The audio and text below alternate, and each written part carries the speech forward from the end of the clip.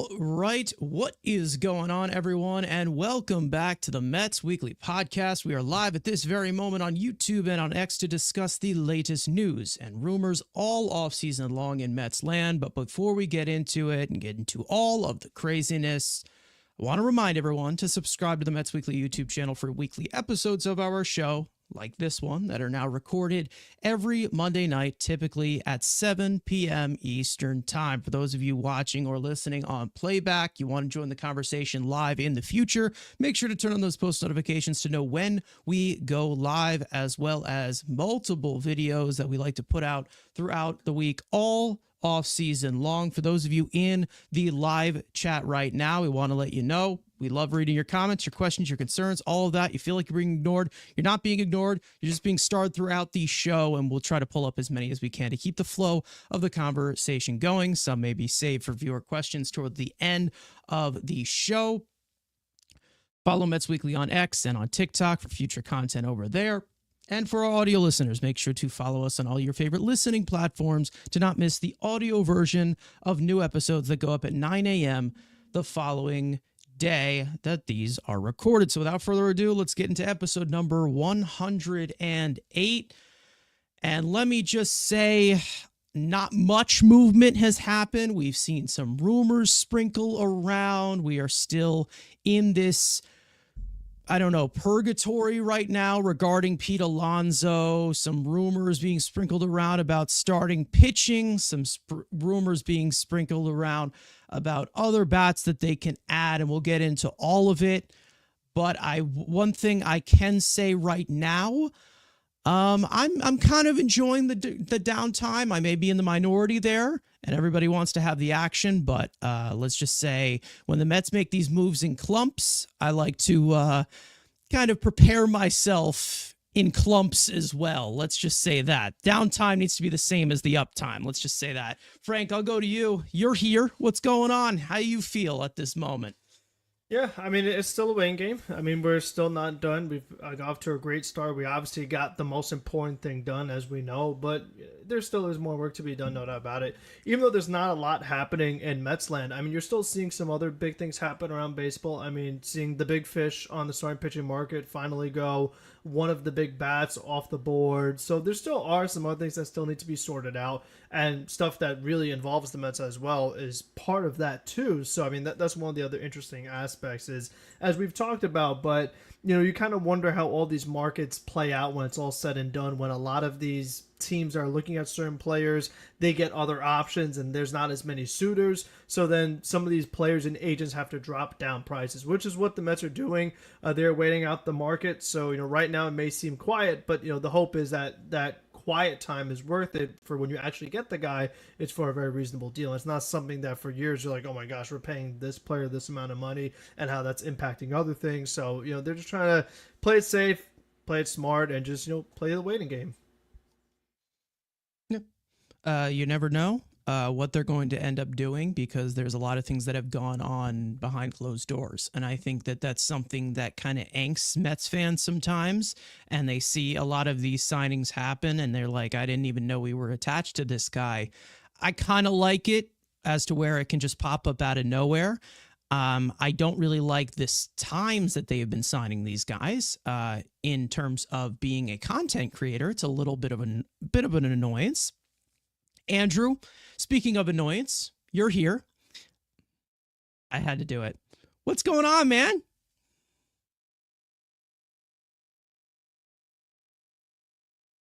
I don't know what happened. I think he's doing the Mets waiting game.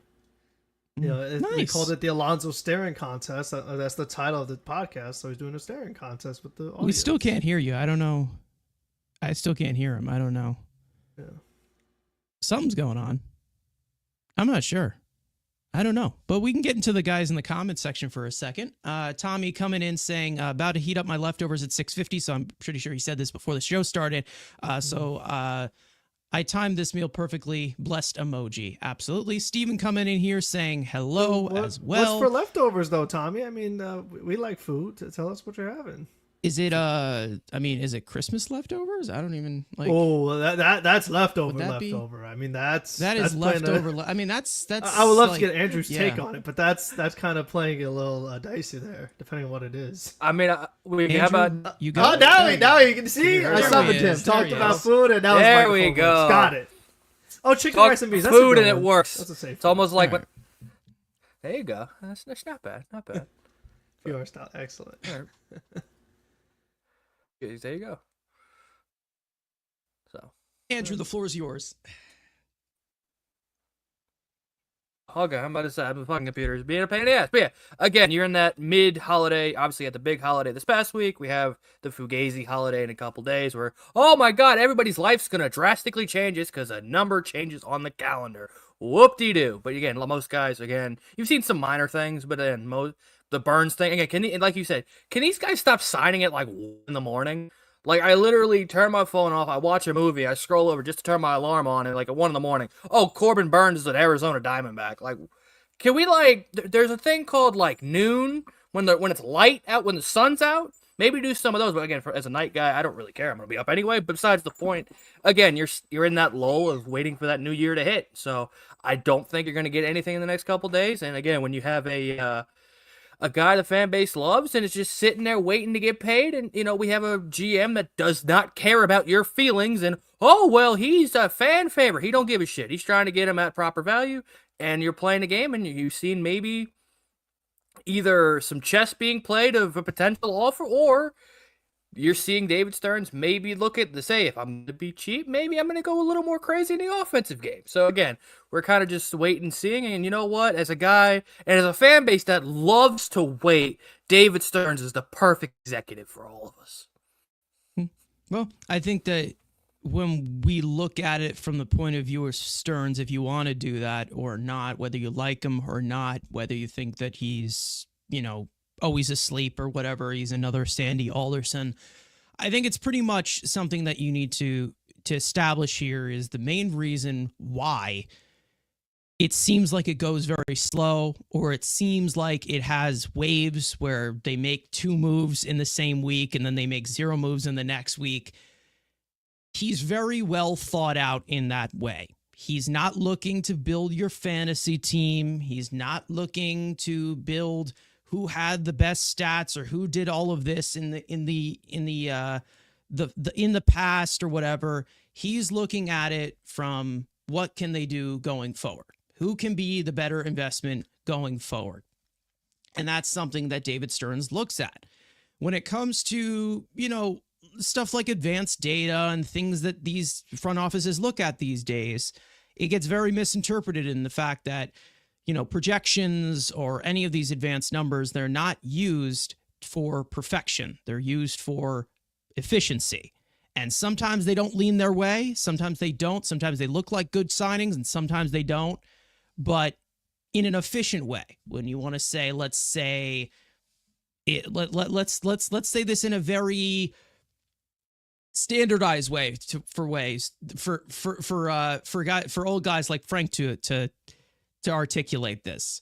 3 out of 10. I can't make any content. I mean, I'm just like asleep, and then the whole thing happens. Don't talk about sleepy Stearns. I mean, I'm sleepy, and then I just can't make anything happen. It's frustrating. Yeah. But I mean, listen. Again, I 3 times out of 10. I really don't know why. Besides, sort of like all these things have to happen late at night. And like Siri, I just don't understand why it's like, oh, now we came to an agreement. Like we had all day, but it's like, oh, now that it's like after midnight, it's like, oh yeah, now we got it. Like Mania, like why was Mania like 1 in the morning? Like that made no sense. Like it's crazy. Yeah, I don't know. I think that Mets fans, they all really want to just get on Twitter, get on social media, and see something move over and over and over again, and then things to go quicker. I think that some front offices are kind of taking a little bit more of a smarter approach, or a little bit more of a careful approach with who they do commit this money to. It's not really based off of the history of these long-term deals, but a lot more of how this game has kind of evolved into what position usually is more banged up, what position kind of has more depth in it, which one does, and how you kind of play that market. I think when it comes to the overall success rate of these moves, nobody really knows what it's going to be. But when it comes to the overall look at who is the right fit, I think that there is a decent path that Stearns can look at right now for the overall benefit of the team. And I think that when he's looking at it from maybe a little bit, Alonso is holding up this market for them, or holding up the free agency, or holding up the offseason for them, but they're also being a little bit more creative in how they're going to fill some of these roster spots. Something that really brings me joy to say, that brings us into this first topic that I want to get into, is the Mets are still in the outfield market right now. They seem to still be open to adding on to the outfield depth, bringing in some of these extra bats to deepen the lineup. Now, obviously, after Juan Soto, that was not an addition. That was not an addition that was just going to be taken lightly as the only thing that they were going to do. But when it comes to the overall lineup right now, when it comes to Juan Soto, obviously they promised him to add more hitters as well next to him. He is the only hitter that they have added through free agency. Jose Siri is the other one that they added. And obviously Siri has things that he does well, but he's not a perfect player that can be an impact player to protect somebody like Juan Soto in the lineup. Obviously, he's brought in for ninth. Defense. He's not here to help defense. out the lineup. He's here to help out the team. He's here to help out the fielding aspect of it. So, yeah, exactly. And there is a main reason as to why I think there's certain guys on this free agent market that are kind of a need, in my opinion, more than an opportunistic piece. But that's just a little bit more of the lineup configuration and more of what the Mets struggled with last year, which I'm sure we will get into as well in regards to some of these bats. And I do want to talk about the overall market that you're looking at in the outfield market. And when you look at it from the latest rumors outside of what we've seen from Pete and Bregman, the Mets are still being opportunistic. And what we heard last week, and we touched on it a little bit, but we'll talk about it a little bit more here. Jeff Passan on ESPN.com kind of talking about the Mets dabbling in the outfield market, even though they already have 4 outfielders plus Starling Marte, whether you want to count him as a viable outfielder or not, whether he plays left field or whatever. But there also has been some news that has come out recently as well. Jock Peterson, who went to the Rangers, the Mets were in on him. Now, obviously, Jock Peterson is a little bit more of a DH bat, but it looks like they are kind of circling into the outfield market and the DH market of kind of that versatility thing. We know that they talked about that in regards to JD Martinez last year, where there was a little bit of hesitance there and they wanted to wait for the right price. Teoscar Hernandez, it seemed like the Mets offered him a 2-year contract. And that was before he went back to the Dodgers. And Tim Healy actually reported that after Teoscar Hernandez went over to the Dodgers, and when he announced that on his Instagram. And then there's another piece in the matter, which seems like the most likely scenario for the Mets this offseason, that being Jesse Winker. Now, this is a rumor, okay? I'm specifying that this is a rumor, but it also does tie into what we're looking at on the free agent market, so I do want to bring it up. John Frescella on X, if I said that right, if I said that wrong, I don't know. He said Winker wants to return to the Mets, but understands they may currently have higher priorities to sign. Obviously, there are. Winker was ecstatic with his Mets teammates, coaches, and fans during his short tenure with the club this season.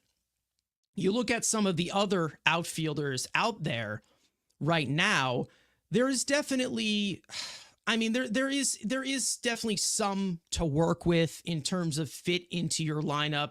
nothing crazy past the Anthony Santander, who I do want to get into a little bit more specifically, of course. But when it comes to the overall outfield market, the Mets right now, of course, having Nimmo, signing Soto, bringing in Jose Siri, Tyrone Taylor, I know that they trust in center field to get those reps. And then you also have Marte here, who is probably viewed as more of a DH at this current moment. But overall, the outfield market right here, and this is where I'm going to cue you guys in. I'll go to Frank first. I tweeted this out, I think yesterday or 2 days ago, of the guys who I believe that the Mets probably are looking outside of Teoscar Hernandez, who they apparently offered a contract to, which I'm sure you're not very thrilled about, of course, with you being a Teoscar guy. But I do believe that the guys, and if I had to make a guess, in terms of like the Stearns model, again, I don't know, I don't have any sources, but if I were to take a guess, I think they were looking at Jerickson Profar. I think that they are looking at Kike Hernandez. And I would also say that Jesse Winker is also in that market. Would you agree with that? Would you add something else into that? I mean, Michael A. Taylor is another one that you can add in there because the Mets have been linked to him before. I mean, Frank, what do you think about this outfield market? I think that the big prize here is Santander. But again, past that there, corner outfield, DH, or whatever it is. Yeah, I think this is more of a DH conversation than as far as like outfield thing. Mainly because of Juan Soto being here and Brandon Nimmo being here in the corners. And as we said, when we look at this list and we look at the guys on here, outside of Bader and Taylor, which with Bader been there, done that, these guys are not offensive upgrades. I mean, there is much more of a need for a true designated hitter. While Marte could give you some offensive value, he doesn't give you, like I've said a million times, what a designated hitter should give you, which is power. He does not give you that right now. So you're looking at guys who kind of fit that mold a little better. And it's like, generally speaking, if I had that list of players and I got to add one just for a baseball team, I love Jerickson Profar. I've made that clear for years. I love the switch hitter, versatility, all this other stuff. But does he fit what this Mets team is looking for right now as more of a DH bat, more of a power bat? Not really. I mean, he had a really nice batting average this season, an all-star year, things like that. He had power when he faced the Mets a couple years ago in the playoffs, but other than that, he's not really that kind of guy. It's like if Teoscar Hernandez is the kind of player that you're looking at, like he's very different than somebody like Jerickson Profar. And you made the point in our group chat that you were a little surprised that Teoscar was the guy they're going for because he does have some similarities offensively as far as his weaknesses. Mostly the fact that he's right-handed. And I feel that, again, my vision is that once Luis Angel Acuna takes McNeil's job, because I think that's going to happen, it's just going to become very, very, very right-handed heavy. It's just that's the way it's going to be. And with Lindor being at the top, with Soto being near the top, your other lefty bat is Nimmo, and then it's just going to be a bunch of right-handers. So I feel like, having that lefty, and as we've talked about, if a team is going to face the Mets and match up, they want to go with guys that have that slider going away. If Eric Chavez is still our hitting coach, it's like you want a lefty to help kind of balance some of those guys out and not just have a situation where you have the bases loaded. You're Walker Buehler with the bases loaded. You're Jack Flaherty with the bases loaded. Aaron Nola, bases loaded, right-handed pitcher, and everyone's going to go chasing and strike out and strand the bases loaded. You don't want to do that anymore. You've got to capitalize on the situation. So somebody that's more left-handed would fit that. That's why, obviously everyone loves Santander. I don't know what's going to happen with him. I feel like Teoscar getting a 3-year deal at age 32 and Santander being age 30, being a switch hitter, albeit the defense not great. And yes, he could play first base, but it's not a great spot for him either. I just don't know what that market's going to look like. It could be a high asking price, and that's probably why the Mets or any other team have not really given into that quite yet. So they're kind of waiting to see what happens there.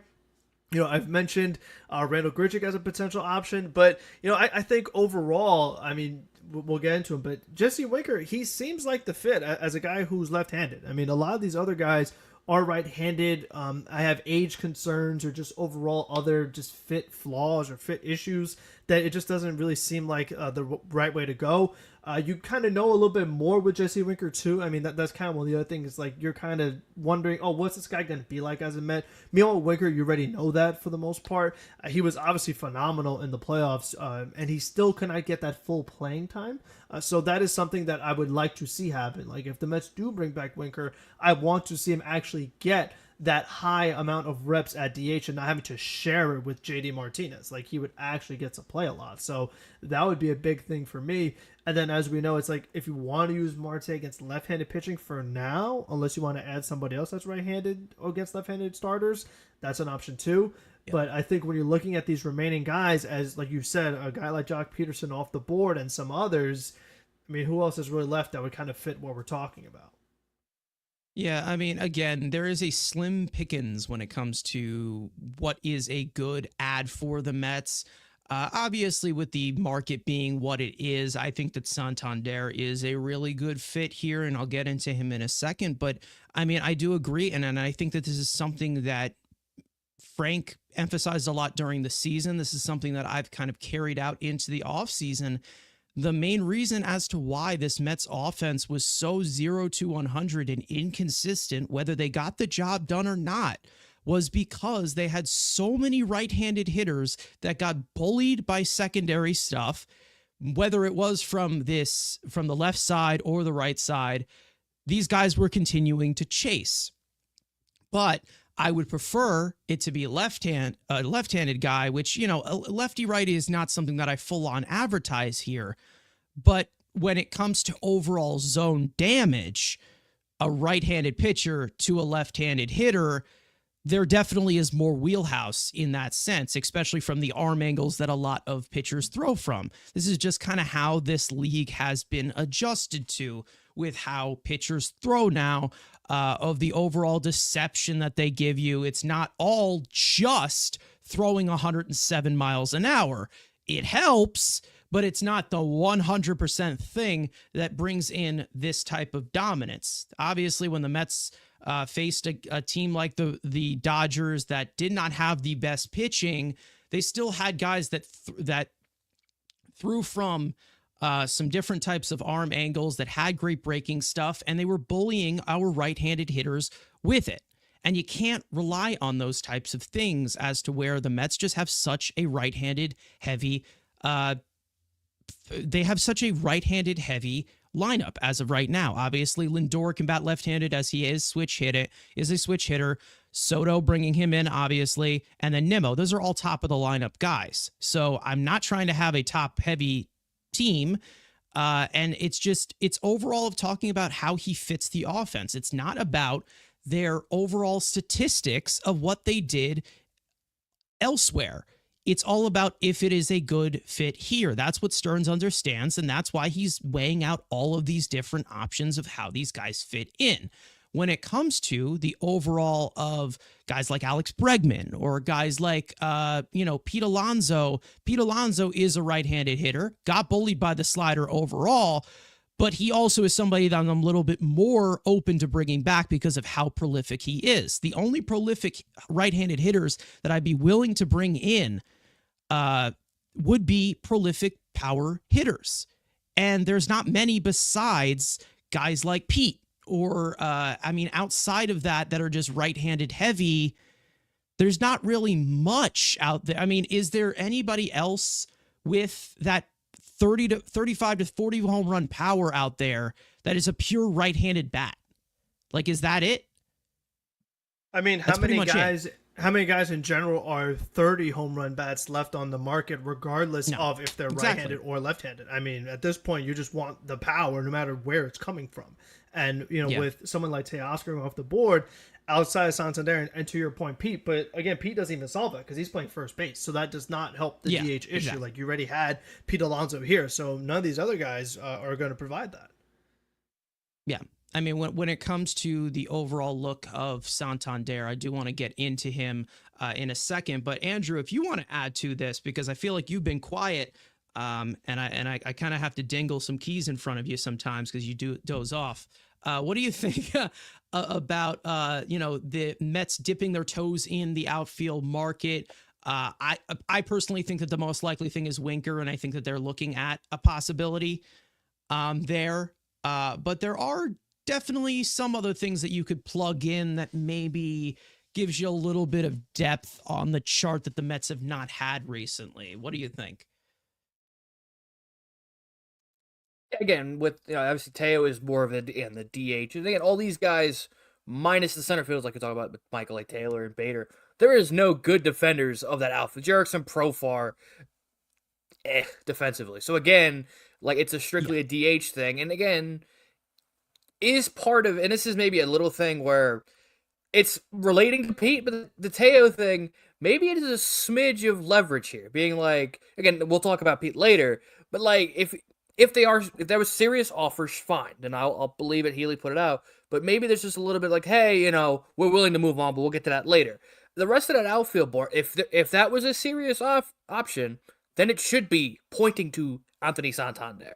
Because again, like you said, we get a left-handed bat, switch hitter, there's the power protection. And again, if you bring back the other guy, hell, now you've got, 4 guys in your lineup that can hit 30-plus nukes in your lineup at the top half.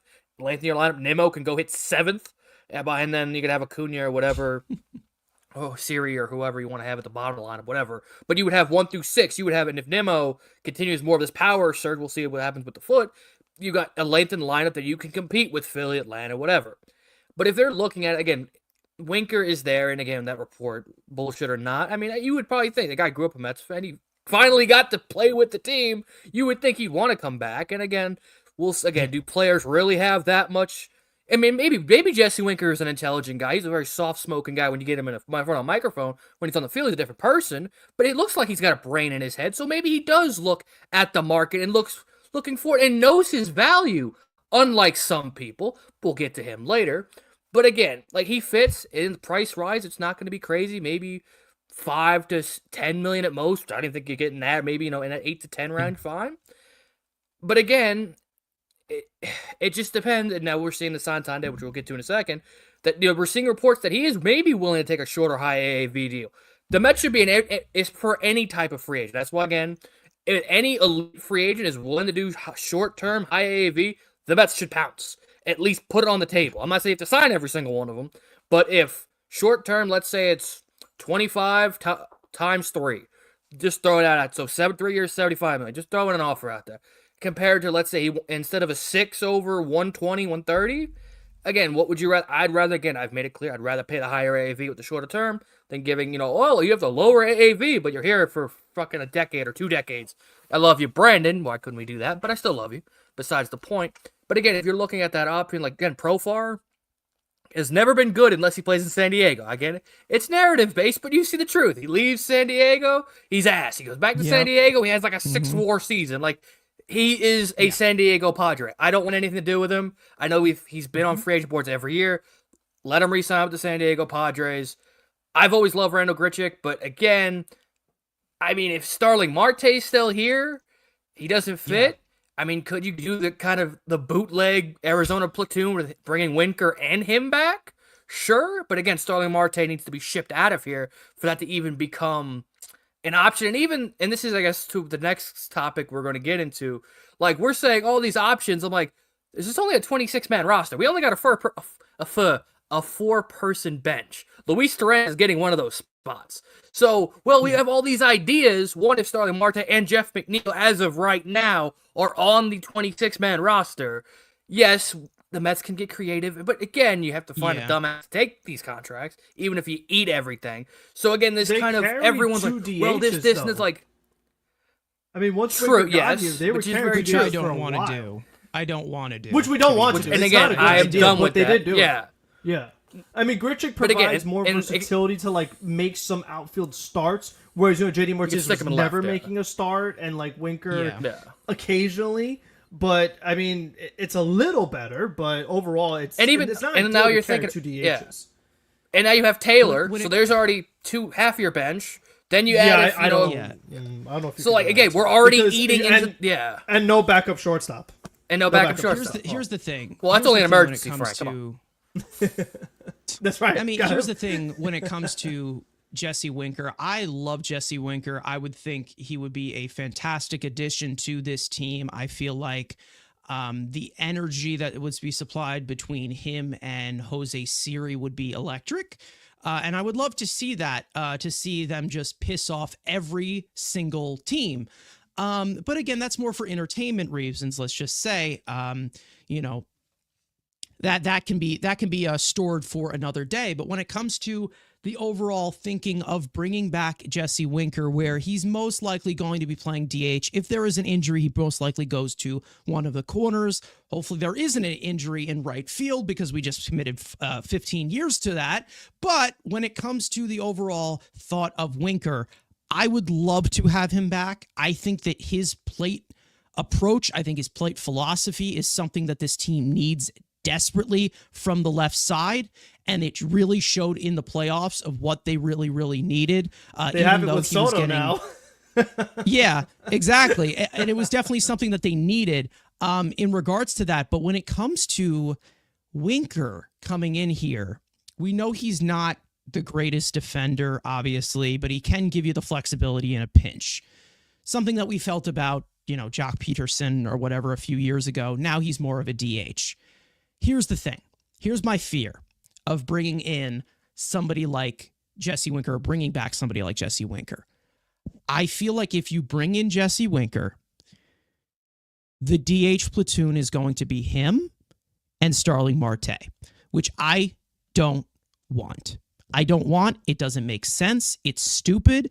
I think it is such a not really a sunk cost, but it really is just such a counterproductive way to look at this lineup after signing somebody like Juan Soto. I understand he's here for 15 years. I have said it multiple times. You don't need to just build a complete all-star team like the Dodgers have because Juan Soto's here for 15 years. You don't need to go completely insane and go for a $600 million payroll. But when it comes to the overall look of Marte, we've talked about it before. He is 36 years old. He has played half a season for back-to-back years. The only advantages that you get from Starling Marte recently have been hitting left-handed pitching, not hitting for power against left-handed pitching, so hitting singles against left-handed pitching, not using his lower body to steal that many bases anymore, even though, sure, he'll steal one back and forth, but he's not the guy who wreaked havoc on the base pass that he was in Oakland or Pittsburgh. So he doesn't use his lower half in that regard. He has, let's say, a strong arm in right field, which he's not going to be able to use because Juan Soto is there. He has no range in right field. And he's not young enough to actually improve. He's done. He's hit his defensive ceiling now. So basically, you are paying $20 million to Starling Marte to hit left-handed pitching, hit singles off of left-handed pitching for half of the year. So it's just stupid to me. It really is just stupid. And again, they signed him to that contract. It was guaranteed 4 years. But I would much rather have him off of this roster because I think he gives a little bit more value off of this roster than he does here. I'm not talking about the Starling Marte. Again, I feel like people get this misconstrued when I talk about Starling Marte. I am not talking about the Starling Marte that was an all-star in 2022. I'm not talking about the Starling Marte that was a well-skilled player coming out of the gate who was great in Pittsburgh, who had, bounce back years in, Arizona, who was great for the A's there. I'm not talking about that Starling Marte anymore. That Starling Marte is gone. He doesn't exist anymore. He is ever since all of that happened, that 2022 season, which is not that long ago, but it's a decent margin. He's had core surgery. He's had double groin surgery. He has had hamstring issues. He has had so many different IL stints, which again was the main concern from when he signed that contract 4 years ago or 3 years ago. So it does not make sense to be giving $20 million, even though if it is 1 year, for somebody that limited in that regard. And I know we talked about a guy limited and very low in value in guys like Daniel Vogelbach or Darren Ruff, but those guys were making what, 1 million, 2 million? Starling Marte is taking up 20 million of your payroll. Don't you want to, like, I don't know, get a bat like Anthony Santander with part of that 20 million off of your payroll? I would like to do that. Now, of course, like we said, with the Mets dabbling in the outfield / DH / bat market, in addition to possibly bringing back Pete Alonso or the Bregman rumors, we talked about other guys in this outfield market, and that kind of points to Anthony Santander. Andrew made a point earlier saying that he's starting to get interest on short-term deals with high AAV. Now, looking at Anthony Santander at face value, maybe it does not look like a complete hitter. Maybe it does not look like a great hitter. But overall, as someone with the approach that he does have of hitting your way on, I do think that it's perfectly, I think that it's definitely protected well in this lineup, especially if you have somebody like Nimmo batting behind him. And even, to be honest, to a certain extent, Jeff McNeil, even if you do have him batting behind there. Obviously, I don't want Jeff McNeil here, but again, the bottom part of the lineup probably could protect him a little bit in regards to that, especially from the top with Juan Soto, who has eyes of a robot. Now, when it comes to overall Anthony Santander, he's coming off of a career year. 44 home runs, 102 runs batted in, 129 weighted runs created plus, OPS over 800. And he's definitely going to get paid on this market. After seeing what Teoscar Hernandez got after a great year, Anthony Santander is a little bit younger. When you look at the overall batted ball data from him, it's well above average. He hits the ball hard. He pulls fly balls. He actually hits the ball on the ground less than any hitter in all of baseball. That's including guys like Shohei Ohtani or Aaron Judge, guys like that. So when he pulls the ball a lot from both sides, he's a switch hitter, and he can have that type of power. I'd say that is definitely something that can benefit the middle of your lineup in a team like the Mets. Now, from the left-handed side, which I think is why he is a perfect fit, again, from the left side, he gives you a lot more prolific power compared to the right side. With the right side, and I know a lot of people talk about him with runners on base, and they talk about him situationally and how his on-base percentage is too low. When it comes to him overall as a right-handed hitter, definitely better situationally than a left-handed hitter. Left-handed hitter, he gives you more power. Right-handed hitter, he's a little bit more situationally in that regard. Obviously, he doesn't hit for as much average as a right-handed hitter, but it seems like he's a little bit more disciplined, walking a little bit more. Now, when it comes to the overall on-base percentage, which I know is a concern from a lot of Mets fans, Easy saying his on-base percentage is not good, listing out what he has done. Listen, overall, when it comes to on-base percentage, that's pretty much average. Over 300 is average these days. He's a little bit above average in terms of overall on-base percentage. 8.7 walk rate, strikes out less than 20% last year. He never really has struck out that much. He hits his way on. He ain't Javi Baez, all right? Let's relax, everyone. He ain't Javi Baez. He's not just going to be swinging at anything.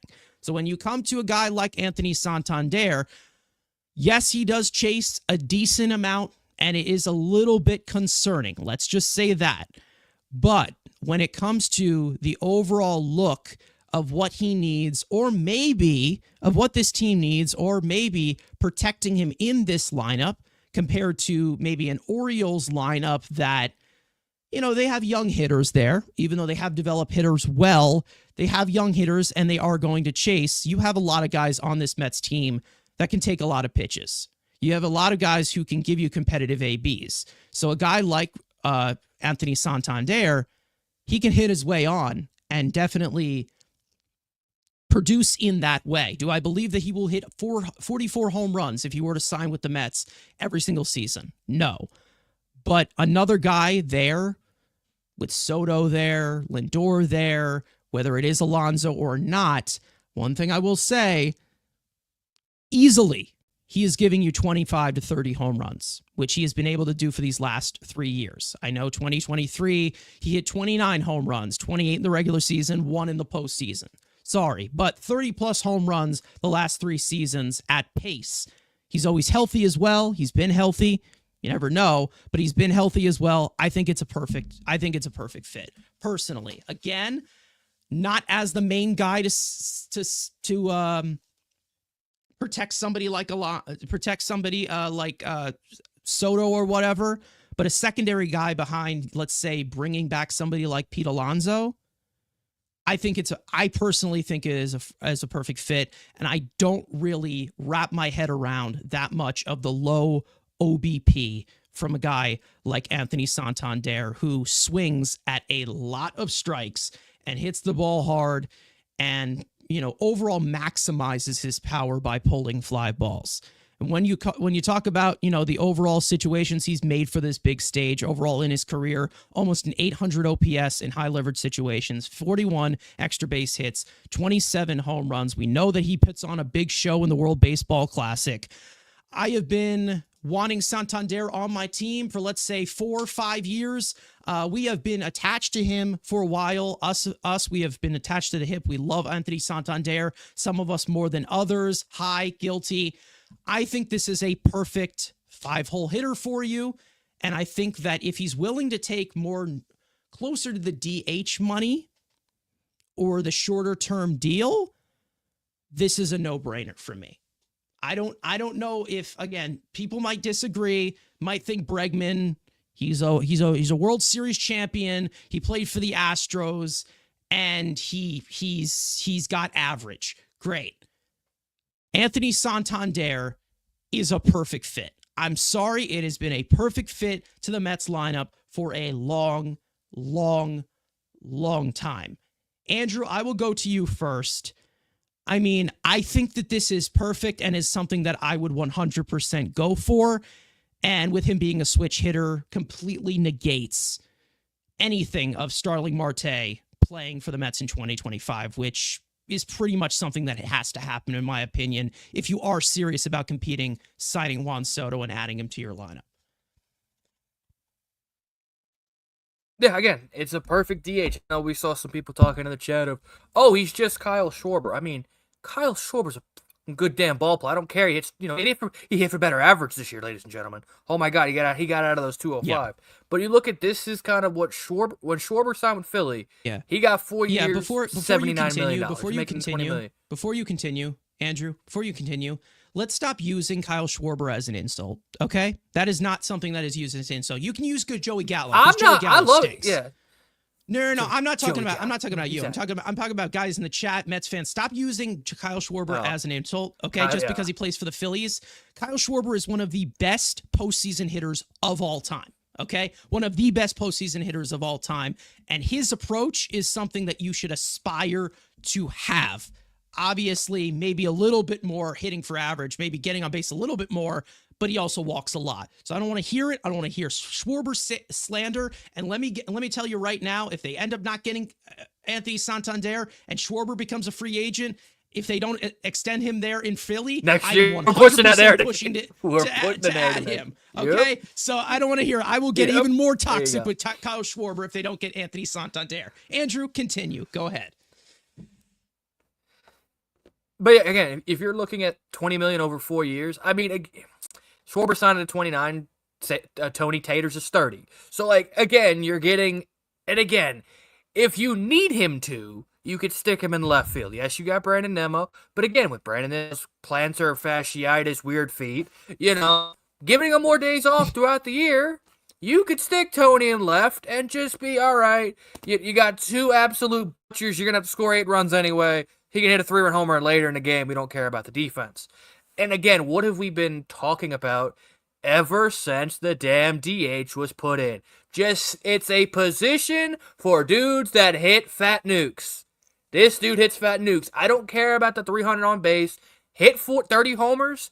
I don't care. And again, it would loosen up the roster. Marte, If he's got to be here, it's one more year, and he's going after this year.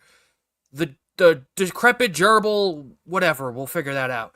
But then at least if you can get rid of those two guys, you open up the roster spots for the youth. If it's Marussia, Acuna, Jet, Brett Beatty for some reason still here. He may be here. Who knows? But at least it opens up the 26-man roster and stop carrying two people for one spot. And the fact, like you said, switch hitter. Yeah. You could put Fried on both sides. It would eliminate all of the clutter. I can't say the other word because, God forbid, we started a riot last week. So I'll just say fluff because, God forbid, I can't say the other word. Blubber of this roster. Like, it fills too many holes. And again, we get our version of Kyle Schwarber. Oh, he doesn't walk. Who really cares? He's still going to hit you 35 homers. And like, unlike... He walks a decent amount. And yes, and here you go.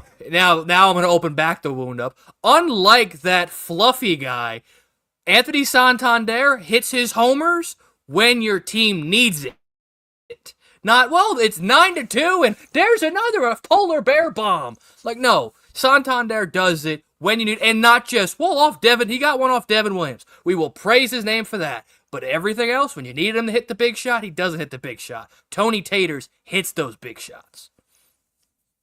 Yeah, I mean, listen, I think that it's, again, when it comes to the overall approach that they need, I think that when it comes to how it can be protected in the lineup, I think it can be. And maybe I am wrong, but I think that the Mets have a lot of guys that don't chase, that they can have guys who hit their way on and swing at strikes. Again, I think that when it comes to the overall combination of what, free agent bat duo that you prefer, I asked you guys in the chat, and I will direct this right to Frank. Obviously, I think I know what his answer is, but again, of looking at it from all of these different combinations, because I know that Frank likes to be a little bit more articulated in that way.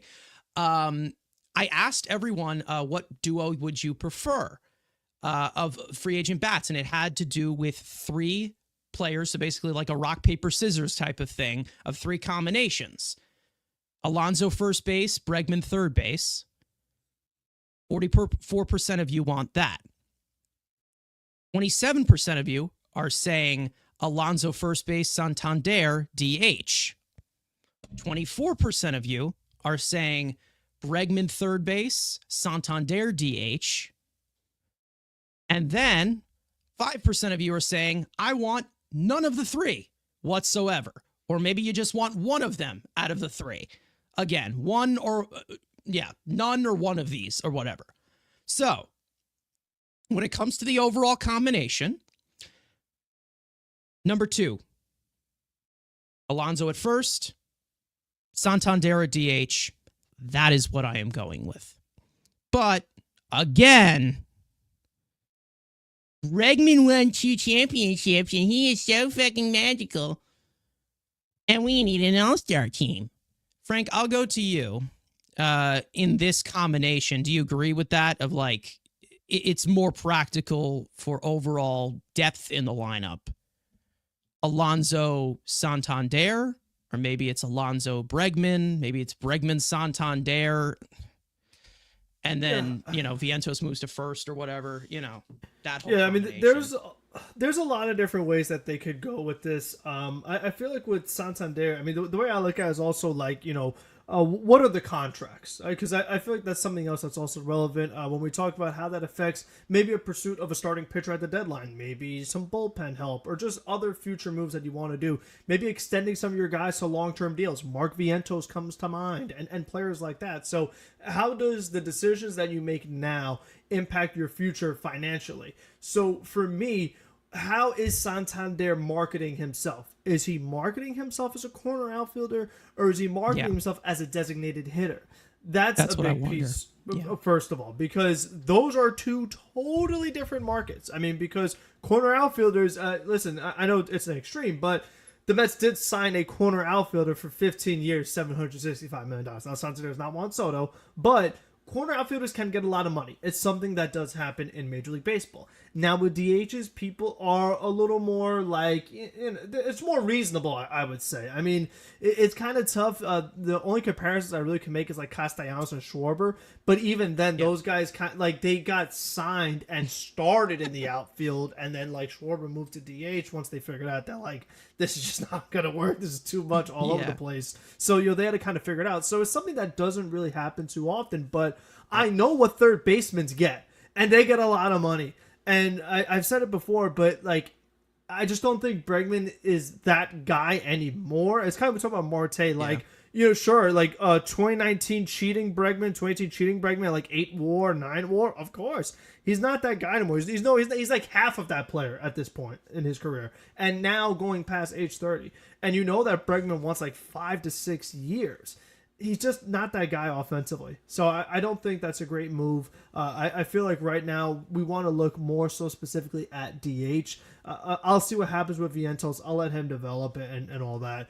But, the way I see it, I would like to keep Pete. I mean, again, I'd like to keep him, but I don't have to keep him. I don't have to do anything too crazy because that's a different market. The first base market. Guys don't make all that much money. You don't see a $300 million first baseman. It has not happened yet. So, that's a whole different situation. Like, third baseman get more than first baseman. So, that's another thing to consider. And, again, I know what Alonso is as a Met. I have no idea what Bregman is as a Met. I have no idea what Bregman is as a non-Astro, not playing, and like I said, a very hitter-friendly ballpark in Houston. So, I don't know how that goes. But I feel like with Santander, as far as we talk about like the fit that this Mets team needs, a switch hitter that hits 44 home runs is a lot better of a fit than another right-handed hitter in Alex Bregman hitting 26 home runs. And you want to look at but the batting average, but even Bregman's OBP 315. Why is nobody complaining about that? We're so quick to talk about Santander's on-base percentage, but Bregman at 315. He's poised. He's a poised hitter. He knows exactly what he's doing. Maybe because he knew it was coming from 2017 to 2019. That's a very good point. So, 313 is not something to write home about. And he's a guy OPS under 800. Santander was over 800. So, I don't really understand where that's coming from. So, I definitely think that, when it comes down to it, we talk about what this team needs. I said the switch hitter, more of a power hitter. That definitely is something that intrigues me a lot more. I just can't get on it. Like, I just can't get on the Alex Bregman thing. I've already expressed what I feel about the whole Alex Bregman situation.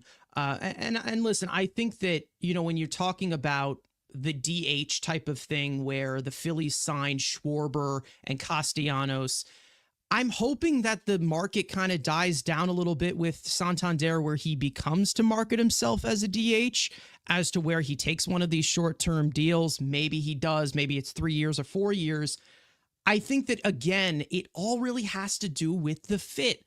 Bregman, I don't think, is a good fit in regards to that. But when it comes to the overall of the Mets looking at, a fit in their lineup, you also can see it from the perspective of the Phillies, because a lot of people don't really talk about the Phillies in what their thought was in bringing in guys like Schwarber and Castellanos. And it has kind of worked. They've been contenders for multiple years now.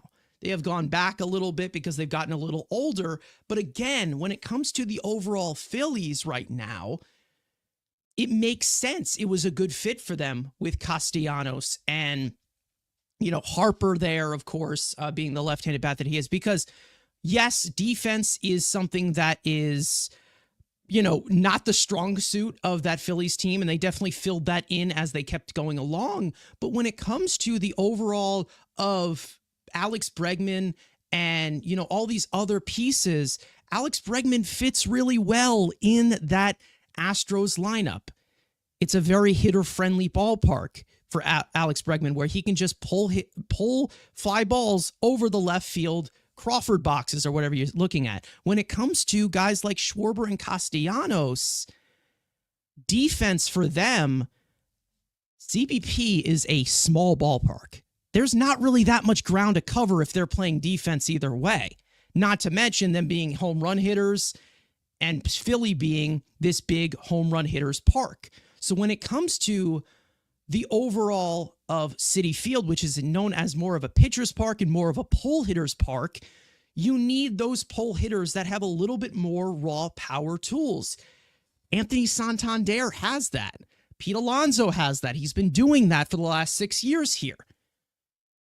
Guys like Alex Bregman, I don't know if he does have that. And I'm not willing to give him 6 years to possibly find out. I'm not willing to give him $200 million to find out.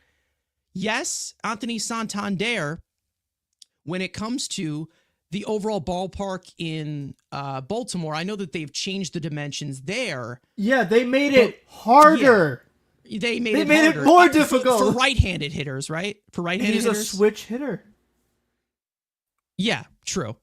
And the Mets moved again, their it's field a paradise in for left-handed to help bats left-handed hitters. Yeah. Like, it is kind of a paradise for left-handed bats, but overall, like. And how's Houston for right-handed I'm hitters? talking about it. How's that match up? With right-handed hitters For Houston. With Houston, that's a right-handed hitter's bandbox. Like that's basically just like poking things over the wall. But again, I'm not trying to say that all park factors are something that ruins and takes away careers.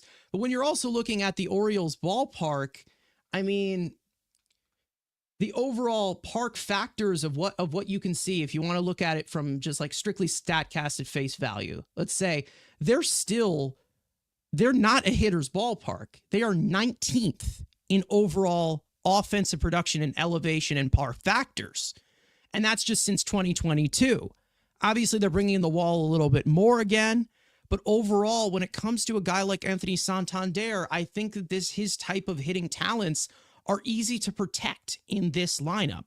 When it comes to a guy like Alex Bregman, I just don't like what he's looking at going forward. I don't like him at, in regards to third base, because I don't think he has a great arm compared to somebody like Brientos. They're the same age. Actually, all three of these guys are the same age between Alonso, Santander, and Bregman. And it's like with Bregman and Alonso, we've actually seen declines, whereas with Santander, that hasn't happened yet. If anything, No. 4 to 4 home runs is improvement. So actually, that's one of the Bregman's things going to be we talk about. 31 next year.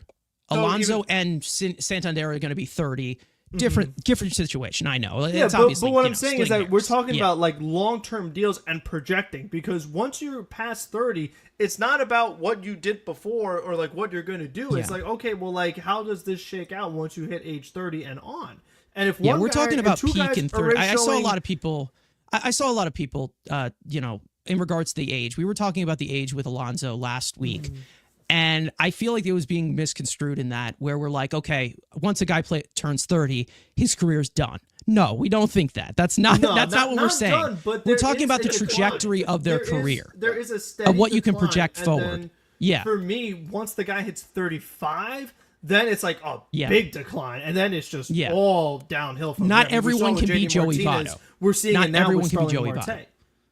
Not Joey Votto. I mean, Joey Votto. No one can be is Joey gonna Votto He's again. going to go to the Hall of Fame. Like, Hall of Famers may like surpass that, and being a Citizens Bank, I mean that helps a little bit too. We're talking about that ballparks. does. Yeah. But I mean, and he's just a special hitter, especially in today's game, an old school guy. But overall, like that's just how it goes with most players. Like you hit your peak years are like 28, 29, 30. Yeah. And that's past typically 30, again. There's that steady decline. I mean, that's you just Again, look at, like I said everybody. at the top of the show, typically that's what we're looking at. Age 30, usually we talk about the next trajectory of your career, of, from where the peak is, what can he project to do that? There's anomalies too. We know that JD Martinez has been good in his advanced age. Joey Votto, we're talking about this in the Dodgers. Yeah, in the efficient way, like I said, not every single time age is a 100% factor, but overall in the efficient way, 3 times out of 10, if you want to talk about it in batting average sense, 3 times out of 10 is a good hitter. So you're looking at this in an efficient way, projecting in an efficient way, not being completely perfect, because who knows? Maybe Santander comes here and he's terrible. Who knows? But 3 times out of 10, is it a good fit? Now, as for the overall chat, I know a lot of people have been coming in with a lot of different comments. and I know my co-hosts have been ignoring them and not starring them and not doing their jobs. This home run hitters guy in here, I know that he was in the Till Mets Do Us Part chat earlier. I saw him. He was doing a great job of trolling everyone. Listen, he may be trolling, but hey, I kind of like him. I like him. All right, he's got moxie in him. I like it. But anyways, as for things like this, Ramirez coming in here saying, Bregman makes the team more stable.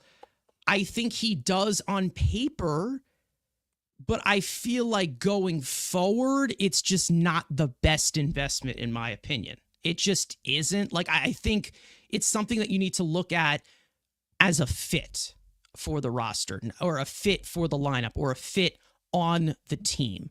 To me, again, with this whole Bregman nonsense, even on a short-term deal, I still would not take him personally. I still would not do it because I do believe in the young guy such as Mark Vientos, and Mark Vientos has earned his right to be the third baseman on opening day for this team. He has. Whether you want to factor in Ronnie Mauricio or not, I don't think he's going to be healthy for opening day, and I think he's going to start in AAA. But we'll get to that bridge when we get to it. It all depends on who is struggling. Maybe second base has an opening because we have a guy who stinks there. But when it comes to the overall of Bregman, or the overall experience, the overall anything, once again, and I'm not trying to discredit anything that went on with Alex Bregman of him being a perfect fit in Houston or whatever. But when it comes to the overall look, if you're talking about experience, if you're talking about big stage, what did Mark Vientos do in the postseason last year? They did not get to Game 6 of the National League Championship Series without Mark Vientos. And yes, maybe it's some kind of rookie fluke or young fluke or whatever. How about I raise you another one? Randy Arozarena being a great postseason hitter from his rookie season. I mean, again, when it comes to Mark Vientos, he's the starting third baseman. He's earned it. He's hit himself here. And if he does struggle, you look at other different options, whether you're looking at it from the overall aspect of Ronnie Mauricio, whether you look at it from the trade deadline, it's just better. He projects a lot better going forward. He's young. And once again, like I said last episode, a 25-year-old DH is just stupid.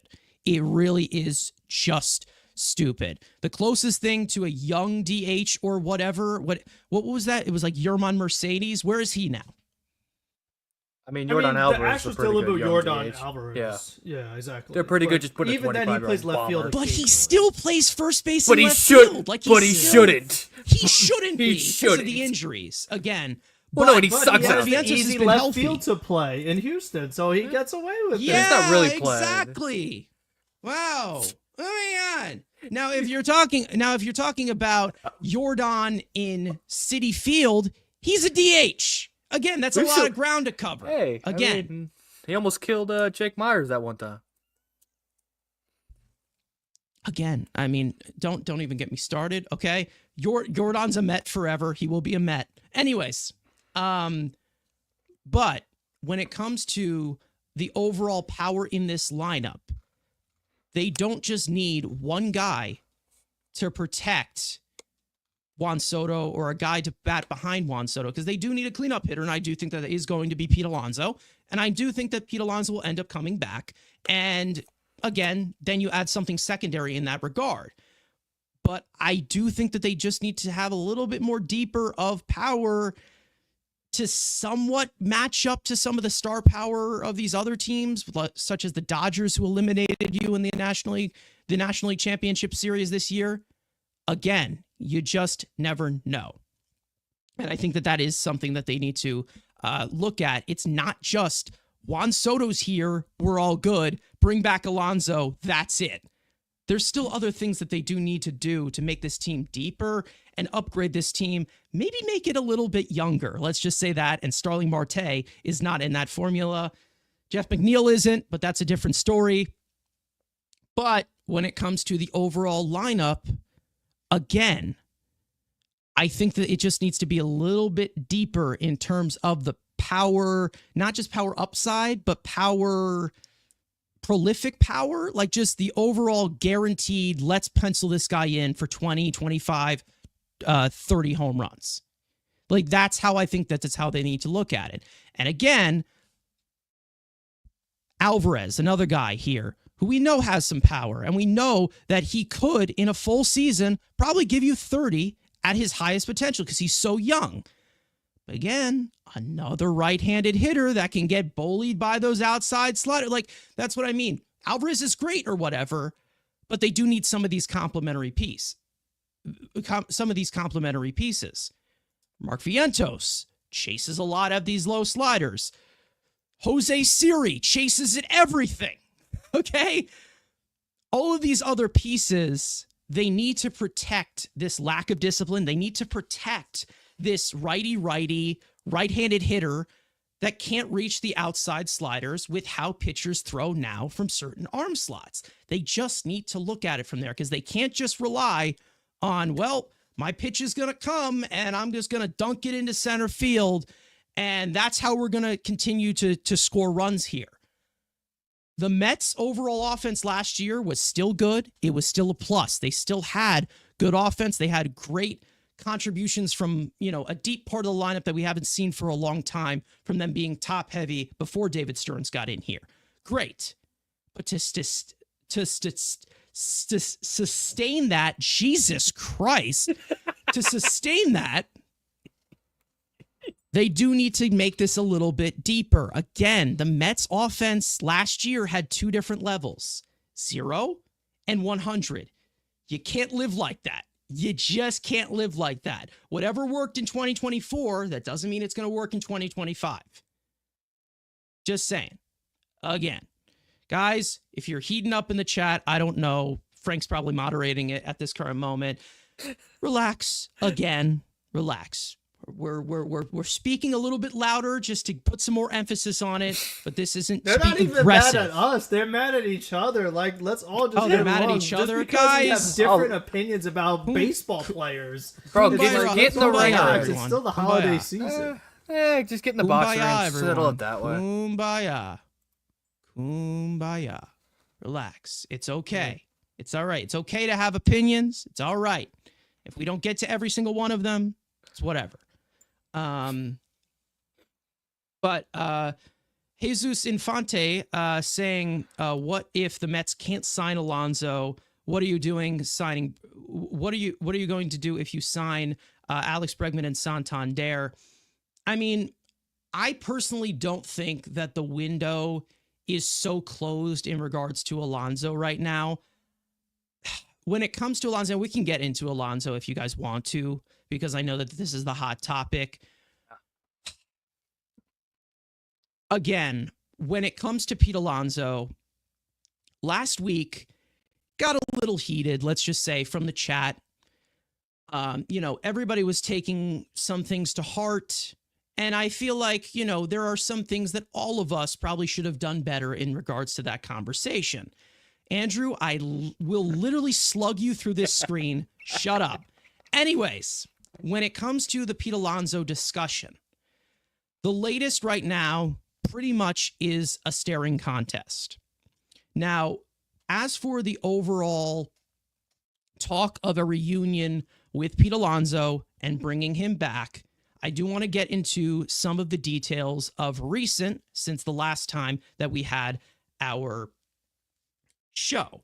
Now, some of the reports, they're little, some of them are rumors, and we will get into this as well as we possibly can and try to touch everything, because I know that there's a lot of strong opinions regarding the Pete Alonso discussion. Now, as for John Heyman, earlier this week, he said that there is a sizable gap in talks at the moment between the Mets and Alonso, but that does not mean that he is gone. But the Mets have closed those big gaps before.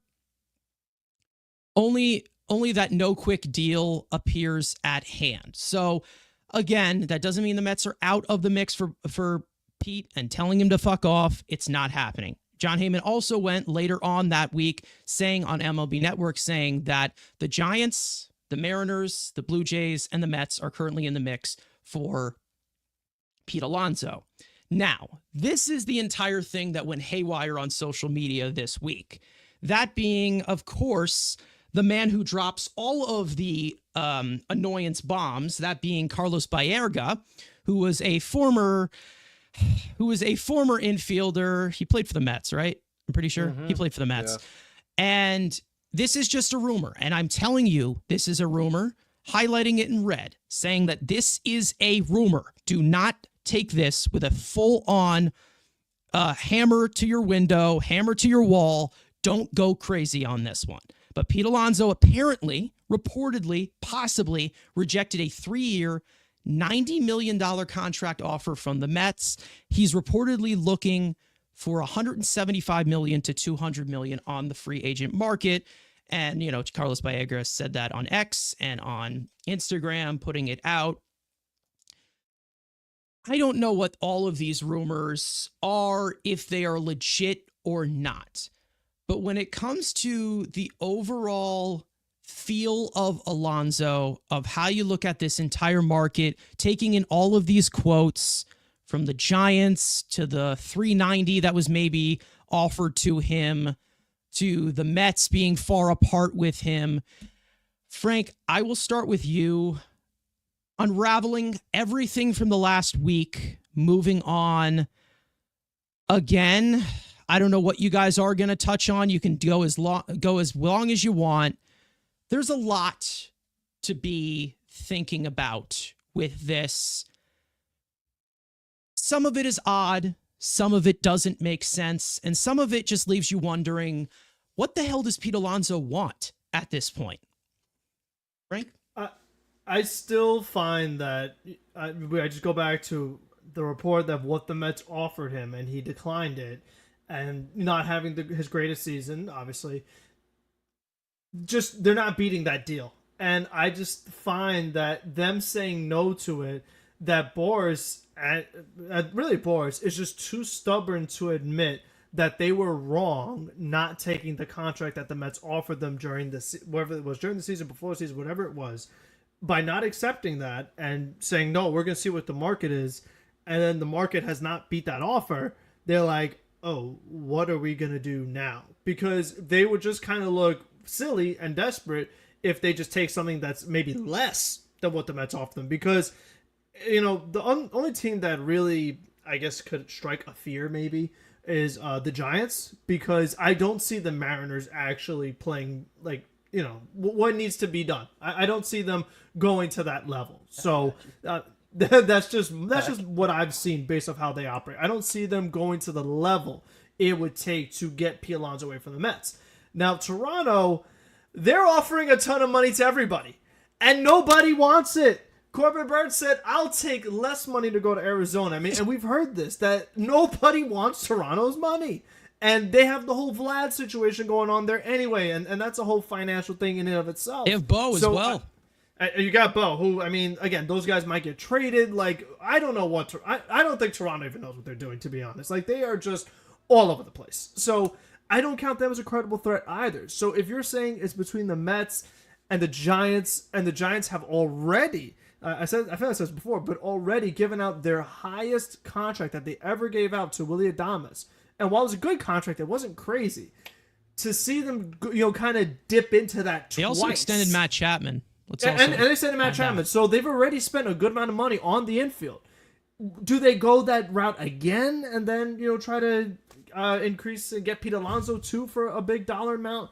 Maybe. I mean, listen, they've offered big money to Arson Judge. He didn't take it. They've offered, big money to Correa, and, you know, that didn't really work out. So, you know, there's been a lot of different things that have happened in San Francisco too. But I feel like for the Mets, they don't want to end up in a Conforto situation where, you know, you had a fair deal, you didn't take it, you took a short-term deal, and you haven't been quite to get back what you had already been offered, so to speak. So, it's kind of like we said, it's a waiting game. The Mets are not just going to overpay because they're not saying yes to what the Mets are offering. And that's why there's a large gap. I mean, I still feel that the Mets are probably offering something similar to what they already did, and they're just looking for a lot more than that. And from the first base position, I don't see why. I just don't understand their thought process. Because like we've said, we've looked at the Freeman contract. We've looked at the Goldschmidt contract, the Olsen contract. And Pete Alonso is not better than a couple of those guys. So why would the Mets pay more? Especially with how he played this season. He has not shown that he would be worth more than what those guys got. So I still feel that they're just too stubborn in the Boras camp to admit that they were wrong, declining the offer the Mets gave them before, and then settling maybe for something less or about the same. Yeah, I mean, even talking about teams as possible threats, which again, it takes one team to disrupt everything that has been going on, and completely take Alonso. And listen, I'm not going to the ends of the earth for this guy. And again, there is one thing about San Francisco that probably would go into the Mets' favor. Yes, Pete is a natural, pure power hitter. Great raw power, 80 grade power, some of the best in the league. Not the best, but some of the best in the league. When it comes to Pete Alonso, and when it comes to his former teammate, I guess it's going to be former teammate because he's most likely going to leave, JD Martinez, let's not forget the impression that JD Martinez had on Pete Alonso throughout the year, obviously on a lot of the other hitters, Mark Vientos, Brandon Nimmo, other guys in that. Do we not remember JD Martinez when he signed late, basically publicly going after the Giants saying, their ballpark ain't for me. That ain't for me. That's just not a thing. Point. So again, I'm not saying that the Giants are just a complete, they did just here. Sign Adames, who is right-handed, and Chapman extended. They're all right-handed. So, not all right-handed hitters are Is it a same, good fit? Again, I don't know. Buster Posey, is it a good fit? Because he's their new president of baseball operations. Andrew, where are you going to take this one? I to be honest, guys, if you don't want to hear what Andrew has to say, if you are a Pete get the hell out fan of here. club, I mean, Andrew, here's the thing. There's different directions that you can go to it. I think we all agree, Pete Alonso, there's a limit for pursuing this guy. There is a limit. And I think everybody can agree that, whether he's homegrown or not. If you believe he's going to get $200 million or believe he deserves $200 million, I don't know what to tell you.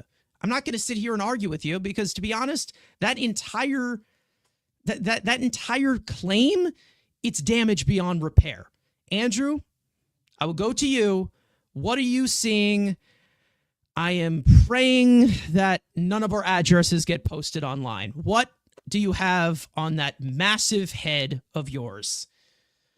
All right, so I'm not even gonna go with Pete first. I'm gonna to brutally destroy Scott Boras first, because who was the guy that put out that crock of shit list of teams? Oh, it's John Heyman. So I'll even break down the teams even more than what you guys did. So let's start with the Seattle Mariners, a team that I am very close with. A team that I know has $15 million to spend this offseason. That is their budget. $15 million, and not willing to trade Luis Castillo for dump it. No, they want actual, and Jerry DiPoto and all that. So I'm going to expect the Seattle Mariners who have been hell-bent, they're spending $15 million this offseason to go give Pete Alonso $4 million. Okay, good one, John. Good one, Scott. Let's go to Toronto. Let's go to my favorite team that loves me, and the Toronto Blue Jays. Them ham-eating motherfuckers. Well, don't they got a first baseman? Don't they have a first baseman that they need to pay? I get they have Alejandro Clark hitting cleanup right now for him. I understand. They ain't got nobody in that goddamn lineup. Bo's going, and he's going to go be a Brave next year and probably go back to his prime and piss us off. And then Vlad's going to come play for my team. That's why, again, I'm okay letting Pete Alonso work. I'll go get the younger, better one. But no, he's not homegrown, even though Brandon Nimmo's got more WAR. I don't really care. And then the San Francisco Giants, like we said, go hit in a cavernous ballpark, which, again, this is going to piss off Mets fan, but Pete Alonso's got great right center field power.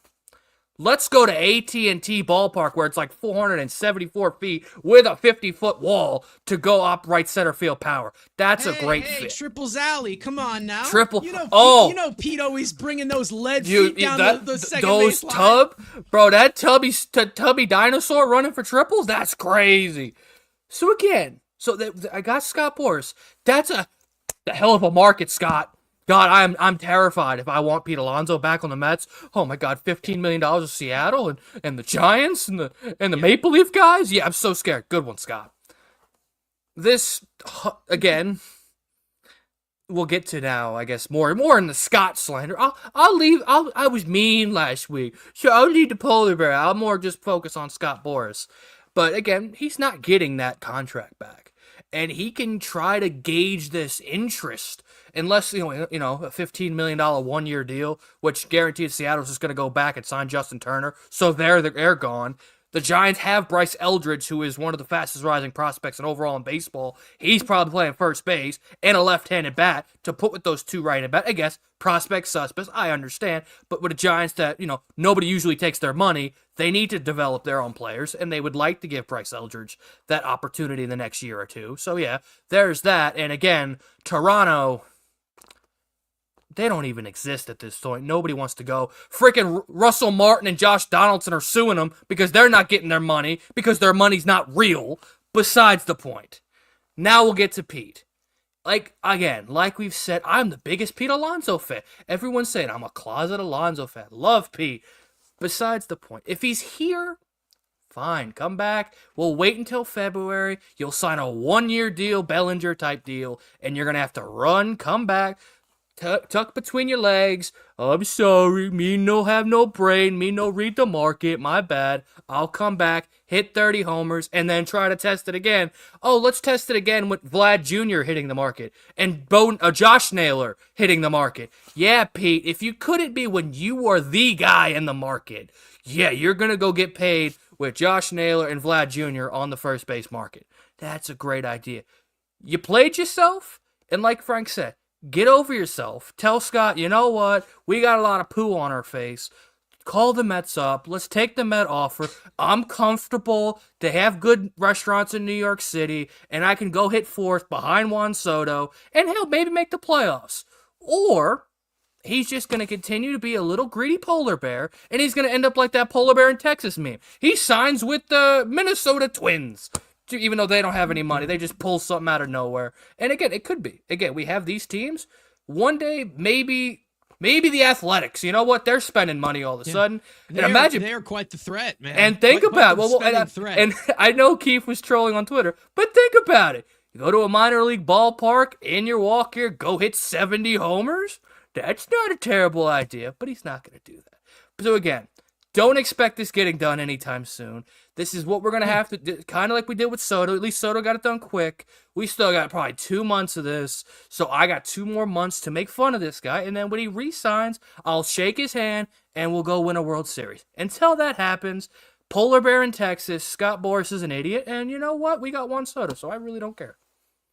Yeah, I mean, I think, again, Scott Boras, he's had his fails. He has had his successes. He's a high roller. That's what you get right there.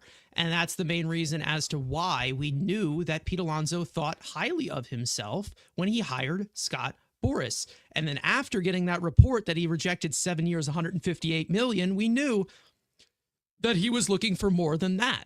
And it's not anything to do with Scott Boras, to be honest. I mean, right from the beginning, from the root of the problem, that was all Pete. That was Pete's call. It wasn't Scott Boras. He was not represented by Scott Boras when they made that offer. Not to mention, when they did make that offer, David Stearns wasn't with the organization. So again, he ain't giving you anything close to that. It's not going to happen. And again, when it comes to everything that looks out for Alonso, this is why I love David Stearns. This is why I'm such a big fan of David Stearns, because he understands the meaning of positional value as compared to just name value, name brand, name whatever he's going to do. Again, like I said, efficiency, 3 times out of 10. I think that when you're looking at the overall signings that he made last year or additions he made to the team, 3 times out of 10, they were a success, right? I mean, 3 times out of 10, they were efficient. Even more, to be honest. I mean, let's not forget, Bader and Taylor splitting with the way that splitting production in the first and second half, the way that they have of being part-time players. Shamanaya, Luis Severino, they were great. So, even some of the in-season additions, bringing in, Luis Torrens, he was a great backup catcher. Like, there were a lot of moves that they made that were very efficient in the offseason with the lack of depth that they had or whatever. David Stearns worked with what he had. So obviously he has a little bit more flexibility now, and maybe he can overpay in some sense, but he's not just going to do that for just anyone. Again, Juan Soto, that was more of a Cohen thing. We know that it was more of just Cohen. It had to do with his wallet, of course. Any price was fine. Any price was fine in terms of Juan Soto because of how rare of a talent he is. When it comes to Pete Alonso, and I agree with what David Stearns is doing right here 100%, I can do this all day, Pete, because that's how confident I am that he is going to end up coming back to the Mets.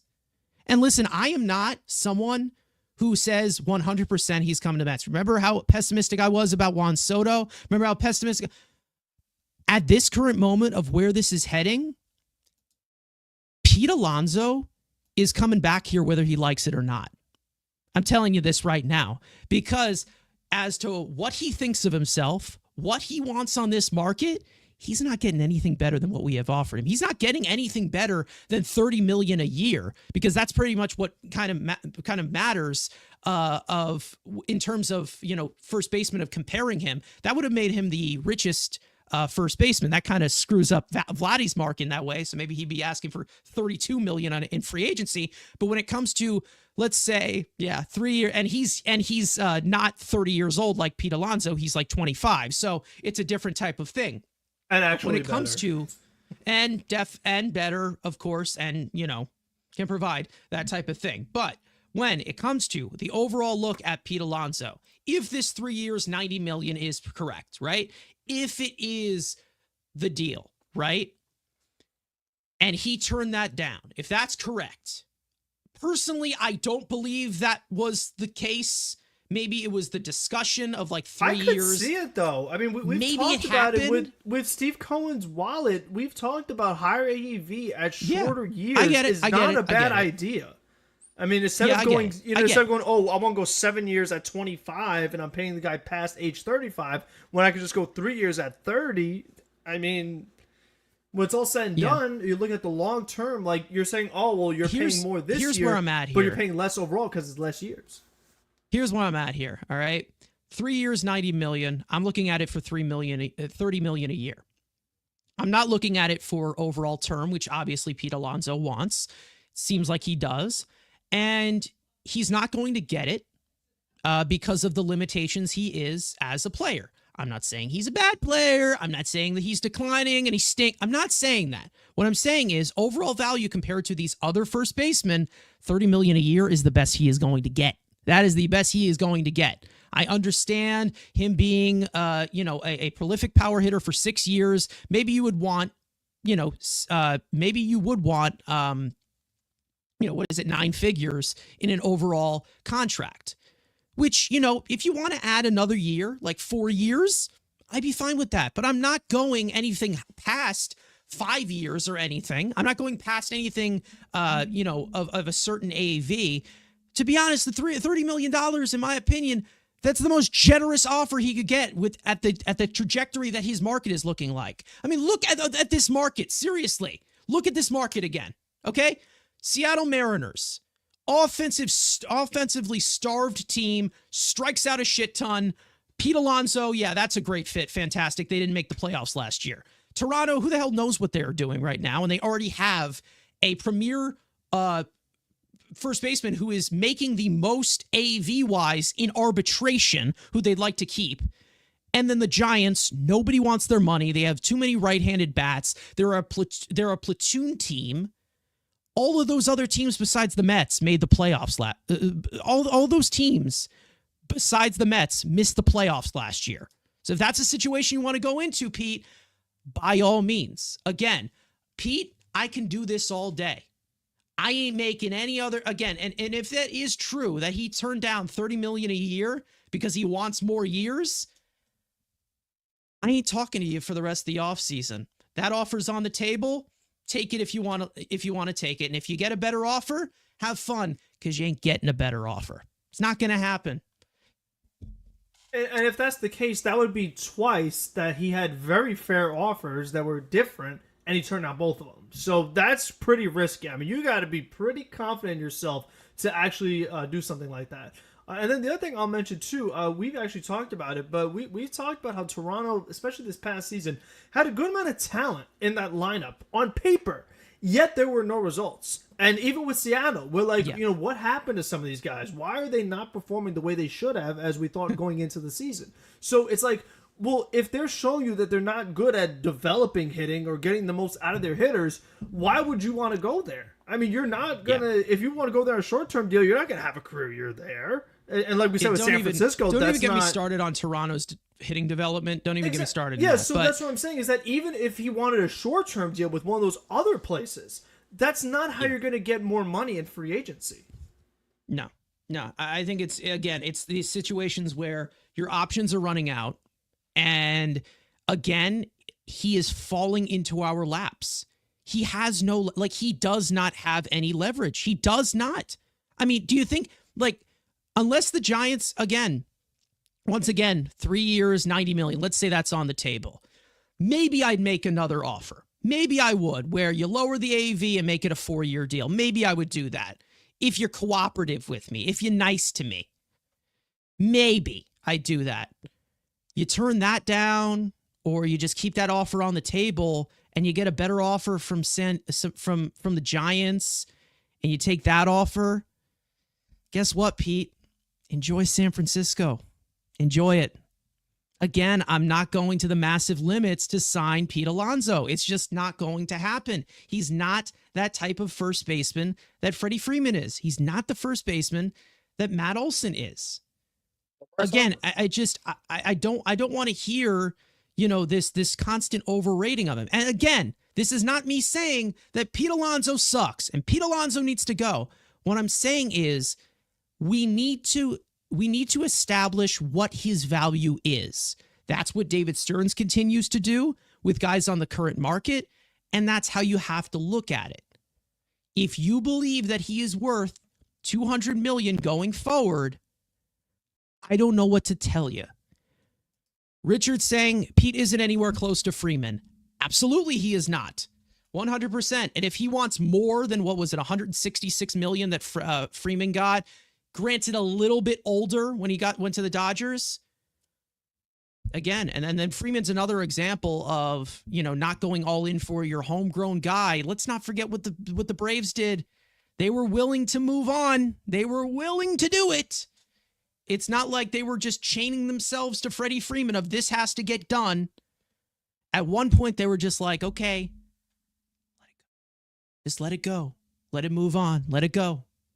And speaking of homegrown guys, to end off this discussion,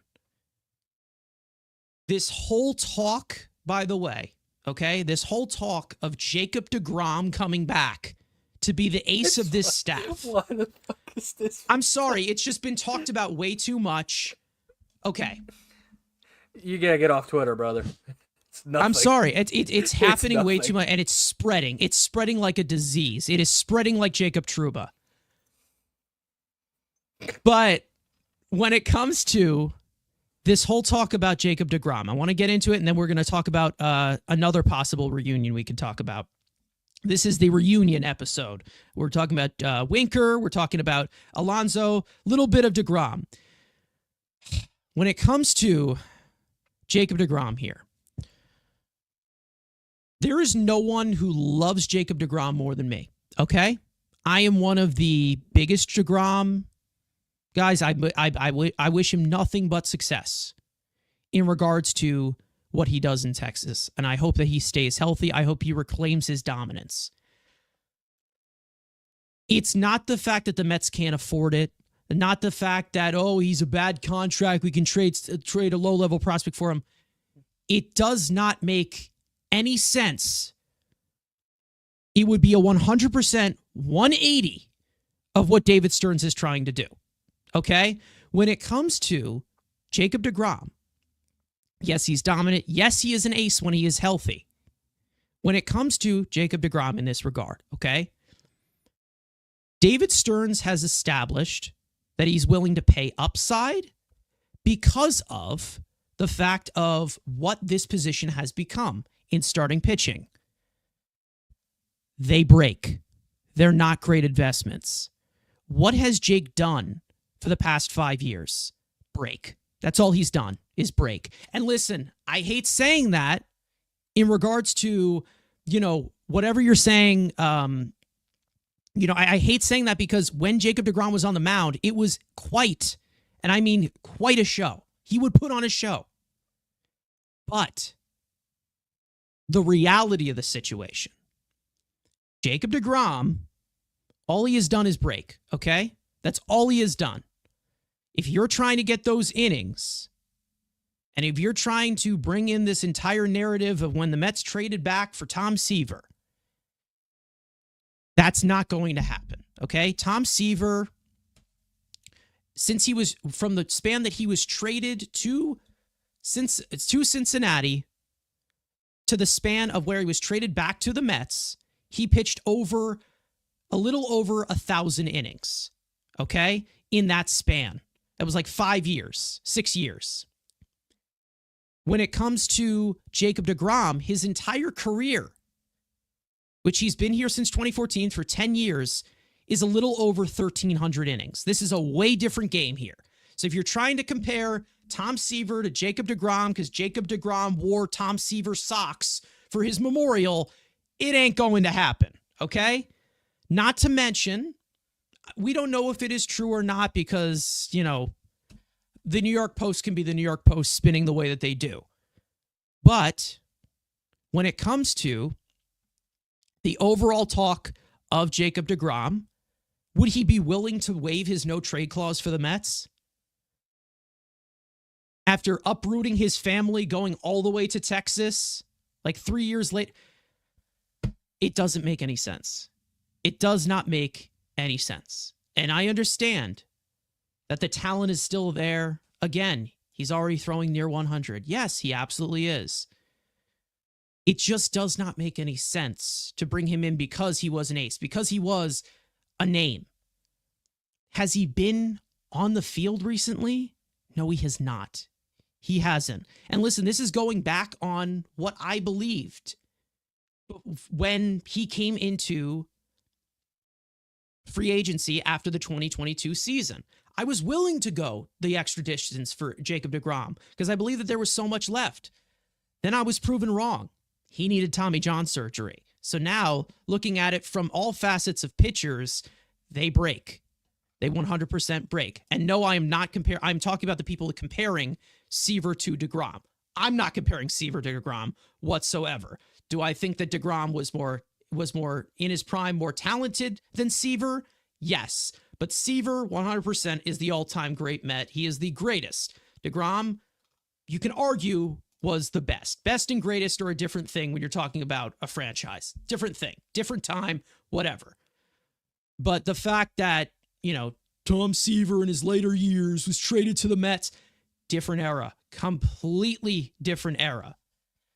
Right now, Degrom is healthy. How do I know he's going to stay healthy? Because the season isn't happening. It's a lot easier to be healthy when there's not a season happening. You're throwing 100 pitches at the velocity he does. I mean, once the season happens, then let's see how long he stays healthy. I mean, everyone's healthy when they're sitting on the couch. Yeah. I mean, it's just how this game has accelerated now. It's all about a committee of arms now to eat those innings. And you rely on your bullpen a lot. Typical starters go 5 innings. And if you can get over those innings eaters, they are definitely on the cheap because of their not, top frontline stats like Sean Manaea, like that. They get like the middle of the rotation money, but they are very valuable down the stretch of the season. Jacob Degrom hasn't pitched a full season for a long time. When was the last time he pitched a full season? 2019? 2019. 2020 was a shortened season. 2021, he was hurt for the second half. 2022, he didn't come back until August. 2023, he pitched like 10 games for Texas. 2024, he came back for the last 2 games of the season. Andrew, what do you think about bringing back Jacob Degrom? Would you want to bring him back? I think I'd rather eat salad every day of my life than have all to talk right, about Jacob Degrom coming back to the New York Mets. Okay. Like, enough. Okay. Like, enough. Like, I don't even know why, source, Frank. I don't yeah. even know why I opened that can of worms. I don't even know why I did that, because I thought that there was going to be some kind of rationale in there. That was stupid by me. That was idiotic. Now, speaking of reunions, the episode of reunions, I want to talk about one more thing. That being a report that came out, which again, a rumor. I'm saying that it's a rumor because I don't think it's been completely verified, but it is a reporter that has seemed to be accurate with a lot of the Latin American players. We know that a lot of them had that connection, and that being the overall fit and the overall possibility of Jose Iglesias coming back to the New York Mets. Jose Iglesias, in case you need a refresher, that man was a breath of fresh air. He was called up later in the season when the Mets were completely down in the dumps. The second baseman that they committed all that money to was an absolute bum, still is, and he is the most disgusting piece of never mind. When it comes to overall with Jose Iglesias, the Mets have had talks with him with a possible reunion. We know that he hired Scott Boras. You may know that name because he's connected to a lot of our clients. Now, when you look at what Jose Iglesias did for us, I mean, the guy was a breath of fresh air. Fantastic situationally with runners in scoring position, slashing 375, 419, 482. He signed a minor league contract, came back on a spring training invite. He was told that he would be the first infielder or the first middle infielder to be called up if they need him. And of course, great at second base, played a little bit of shortstop. And then also at third base as well, he was really good, which he didn't play as much for his entire career since like 2013, and still put up a 4 defensive runs saved and a 2 outs above average at third base at 130 innings. And then mainly at second base being the quick hands up the middle. 1 defensive run saved and 1 outs above average. Of course, we know the viral Latin pop single, "Oh My God," that turned Citi Field into a complete frenzy and turned into a camaraderie. Guys, I'm sorry. Big words are tough. We know. Big words are tough when you're a host of a podcast. Anyways, of course, he turned being the amazing presence in the clubhouse, having a career year. He's going to be 35 next year, fitting into this formula. It's weird. I'm not sure how it actually, no, I do see how it does. But again, another right-handed bat. I don't know how you look at it, but a possible reunion with Jose Iglesias. Frank, I will go to you. We saw what he did on the stage that was, whether it was the pop single stage or the overall playoff race. He really stepped up last year. He was fantastic. And he, for a minor league deal, was, I mean, lightning in a bottle. Incredible. What are your thoughts about how Jose Iglesias would fit in?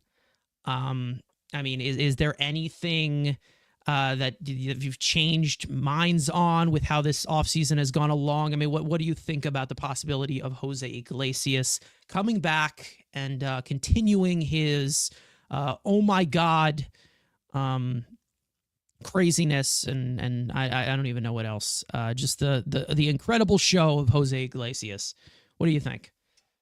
I mean, I'd love to keep him. I mean, he definitely is a fun player to watch. Obviously, the guys in the locker room love him, and he really, was a big part of why the Mets had this improbable run And it was, in part because he had an improbable run. I mean, obviously the whole, being out of baseball the year before, and then he comes in and he plays really well.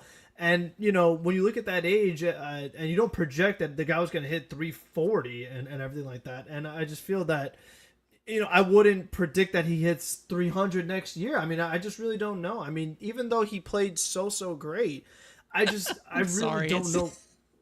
Sorry. It's just too funny. Okay. Anyways, continue. Thank you. I'm just not sure how next year is going to look. We've talked about, you don't really overpay for second baseman. The Mets already do have McNeil here. Last year McNeil had the injury and struggled. Now you have Acuna played well. How does Jet Williams factor into this? And then, like we talked about with the bench, it's like, if you bring in Winker and you already have Marte, then you have Taylor. So I'm just kind of curious, how does everything fit?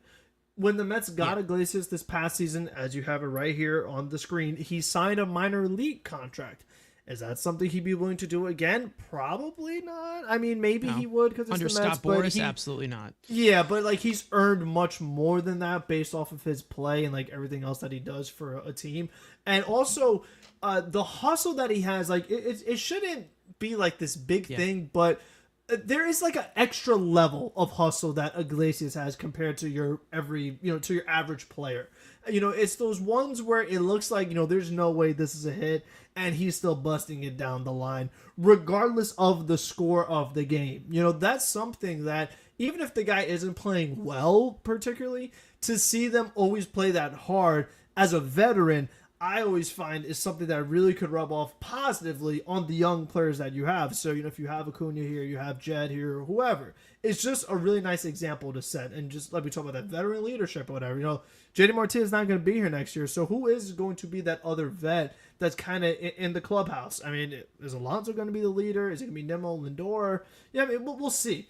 But I just think overall, I would like to keep him back, but it's getting a little crowded, so to speak, as far as how does he actually fit in? Even though he played so well, it's tough to expect that to next year and predict that that's going to happen again, that he's just be the starting second base because he can hit 300.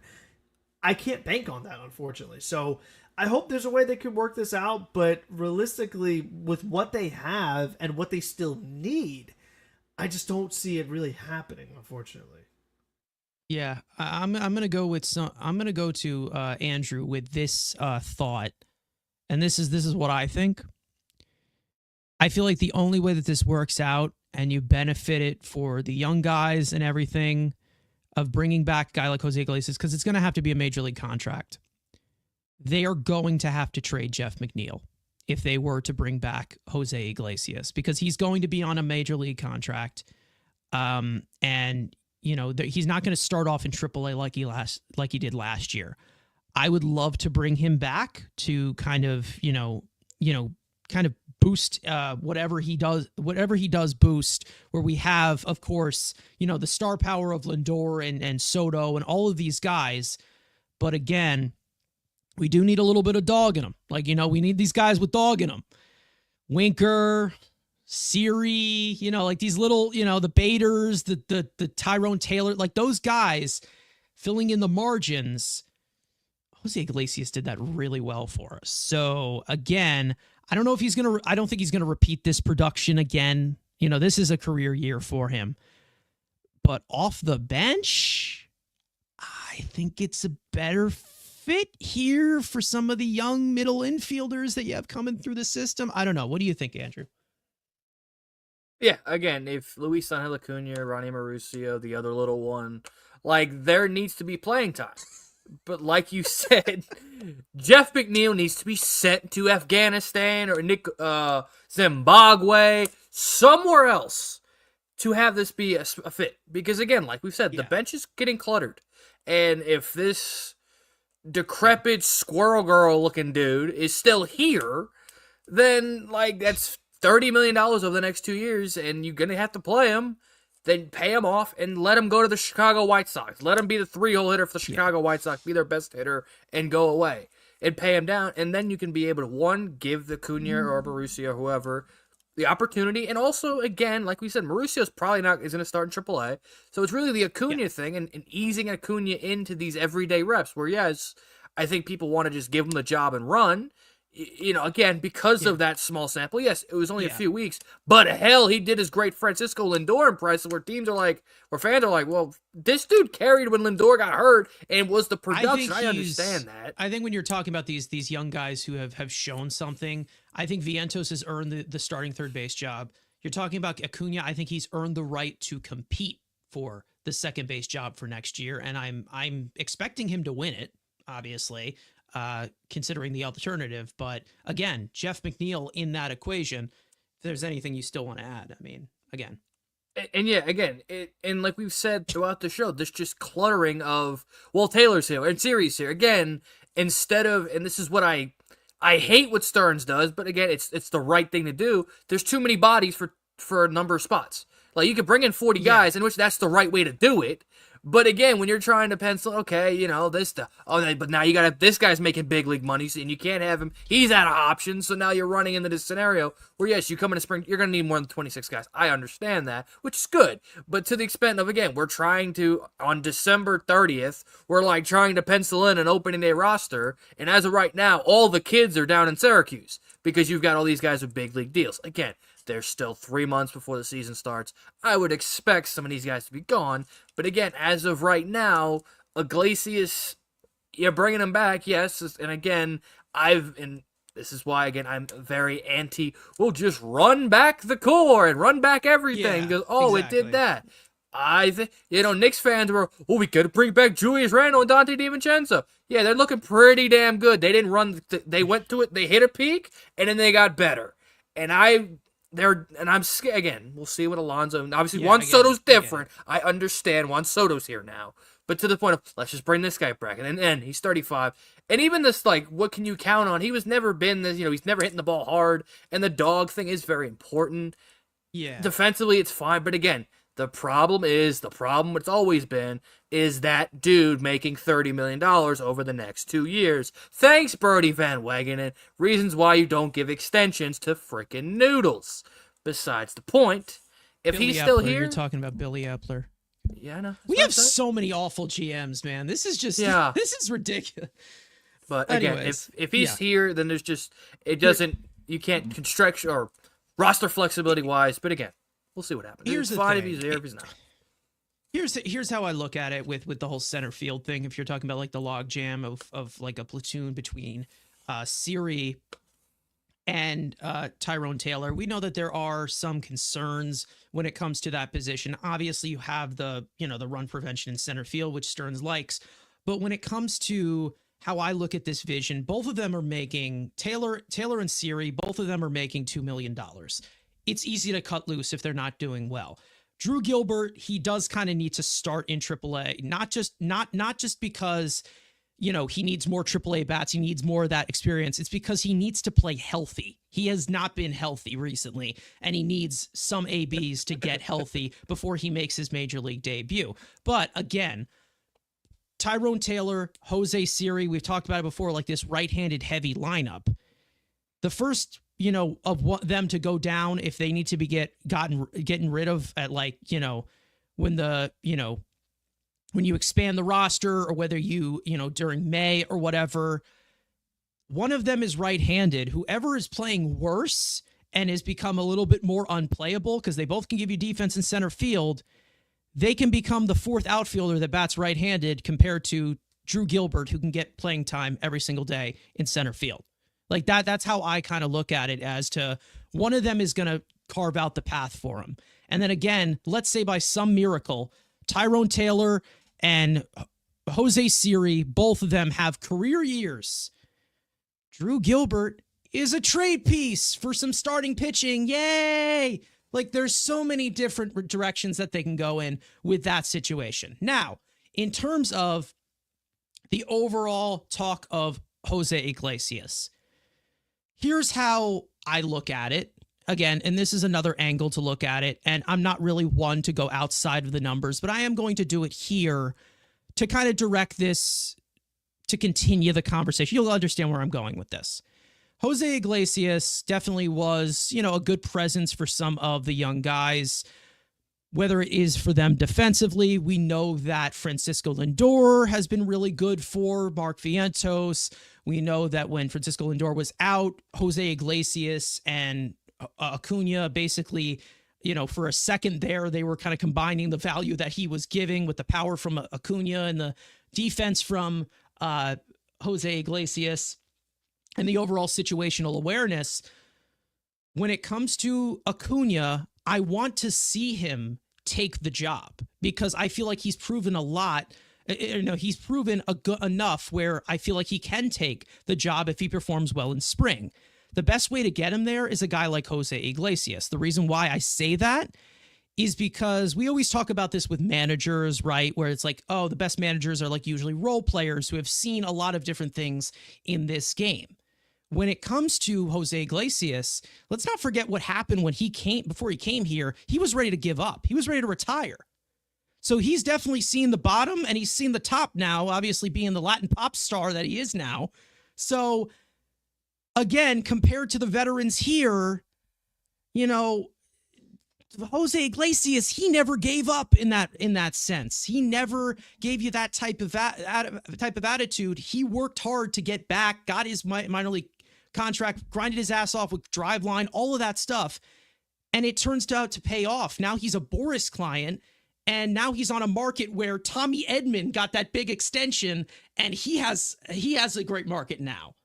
So he worked really, really hard to refurbish his career. Now let's compare that to the other veteran who is here, Jeff McNeil. What happens when things don't go Jeff McNeil's way? I throw a temper tantrum, I slam my bat, I fight teammates in the dugout, I scream into my helmet, and I think the entire world is going to explode and the entire, everything is going to just, come crashing down on me. That's the thought of Jeff McNeil. Do you want that being the type of impression on some of the young guys? Again, I don't know if that's that big of an impression because you have Lindor here and you got all these other guys.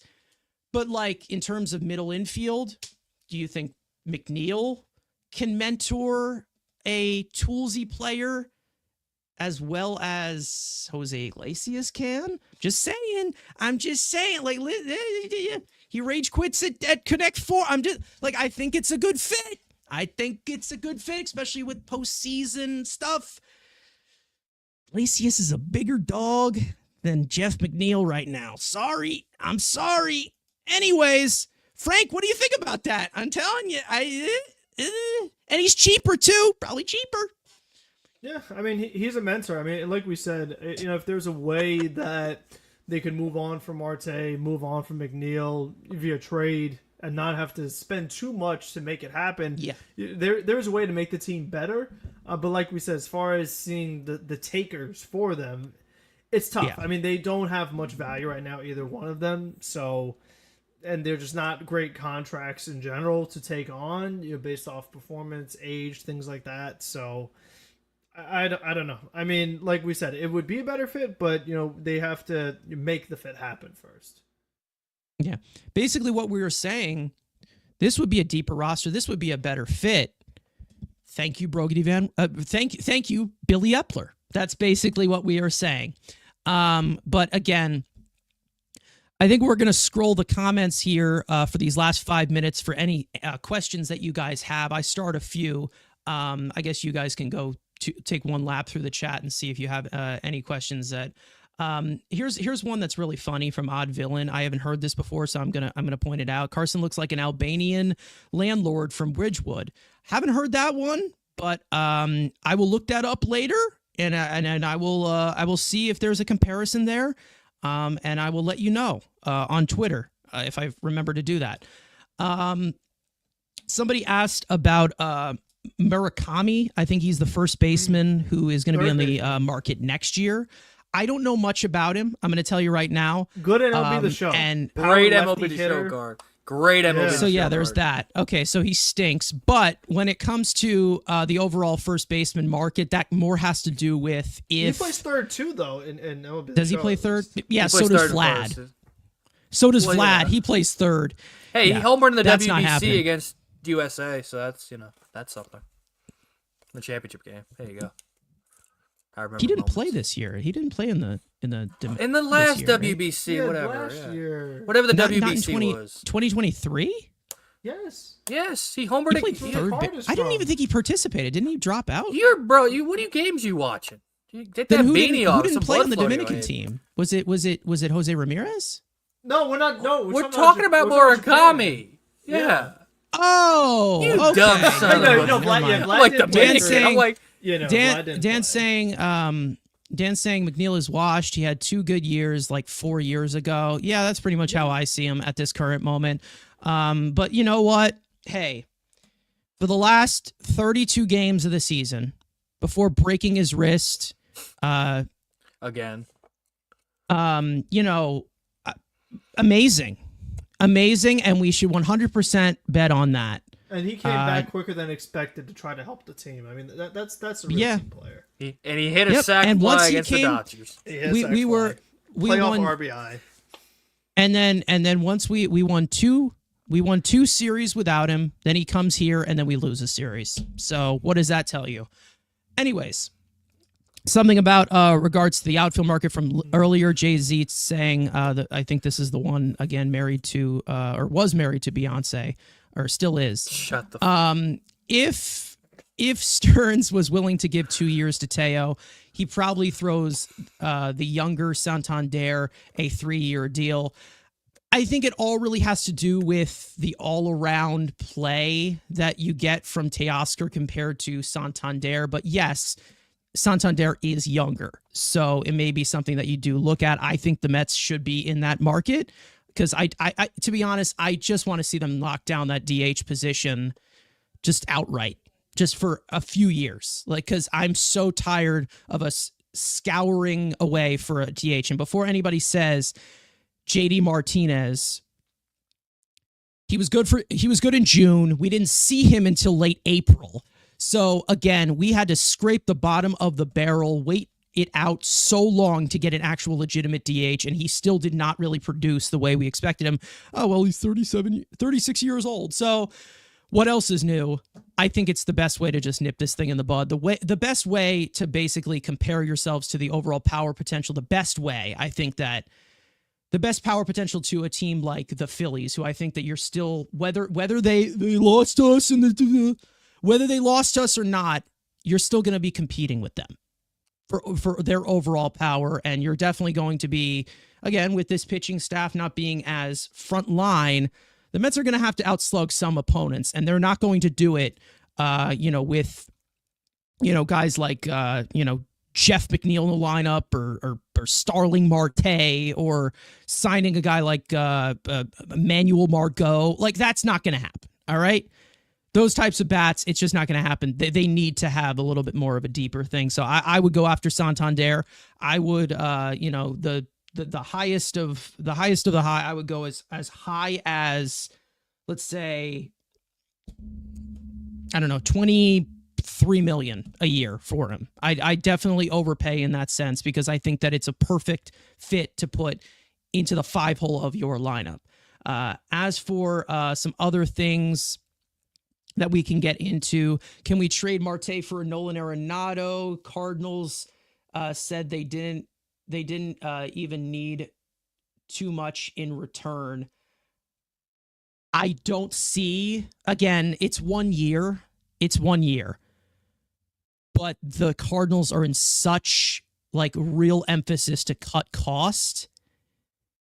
And I don't know. Maybe it may be a little bit of a discount. We take on partial part of that. But again, I don't see Arenado as a good fit here either. But it's bad contract for bad contract, or semi bad contract with Arenado. I don't know. But what are your thoughts on this? What you guys didn't? I don't know. Kind of counterproductive in my opinion.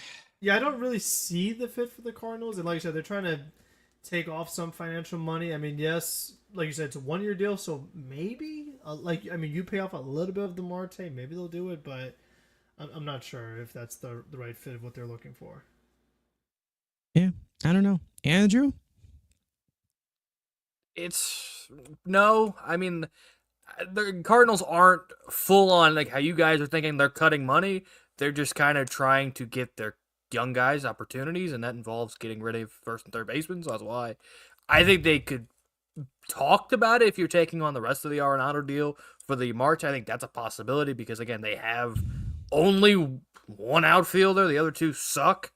And Ciani, and they have Nootbaar, the only quality outfielder they have. They're going to probably move Walker back to the infield and Gorman to the corners. So I mean, it fits the Cardinal way to an extent. Well, Contreras is playing first, but I guess Walker going to play one of the outfield spots. But again, it fits the Cardinal way. Aging veteran, good locker room guy. But again, it just depends. Again, this would either have to be Alonso's gone, Bregman goes, and this is like maybe another low level prospect. Yeah, I mean. It's one thing I will say. One thing I will say, one thing I will say in regards to Arenado, I'm not really big on trading for him. It's not really as similar to the whole Bregman situation, but it's just again right-handed hitter. Again, they just it's not really, the Mets are so right-handed heavy as to where the platoon splits, I know I've talked about them like not being something that I Bible that much, and it's all really about, how they respond to the triple threat of velocity, braking, and off speed. But when it comes to that entire concept of, adding more right-handed hitters, I think that it's just a better fit to just have somebody from the left side. One thing I will say that if they were to bring on Nolan Arenado, if that does happen, let's just say that. Marte may fit in that trade like that, but I would say that more likely to go in that deal is Beatty. More likely to go that is Brett Beatty because again, they don't want corner guys. They want the corners for their guys. They don't want corner infielders. Cardinals don't want corners. They don't want Brett Beatty. They don't want no. He won't let Dabbed on. No, I'm not letting you continue. Because you're wrong. No. Hey. Beatty, I would say, is one of the main guys that would go back because of the Mets fit. I don't know if they would play. They're probably not going to play him in left field. But, exactly. No. Yeah, but again, Beatty at second base. He's played second base a little bit. Again, it may be just a throw in or whatever.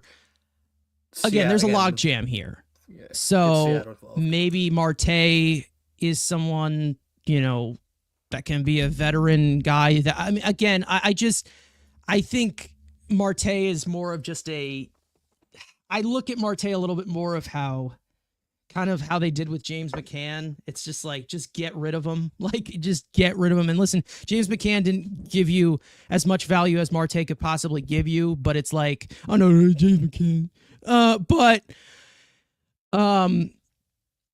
When it comes to Marte, the situation that they are in, you never, you'll never know. But when it comes to the overall look of another question, I will get one more here, and then we are going to end this one off. Trying to find which one I was trying to put on here. Oh, here it is. Okay. Now, we talked about this early on, but I do want to touch on it a little bit because there is another factor that goes into this. Stearns is interested in Bregman. This is from Marcus for his defense as well as his offense. As far as Pete goes, I think Greedy Scotty, which I think he's saying Scott Boras, is really screwing up with Pete, and neither one realizes it. Yeah, I mean, here's the thing: Bregman is also a little bit in that boat, and obviously he didn't have a career year. Like, again, his career year was 2019 when he contended for the MVP.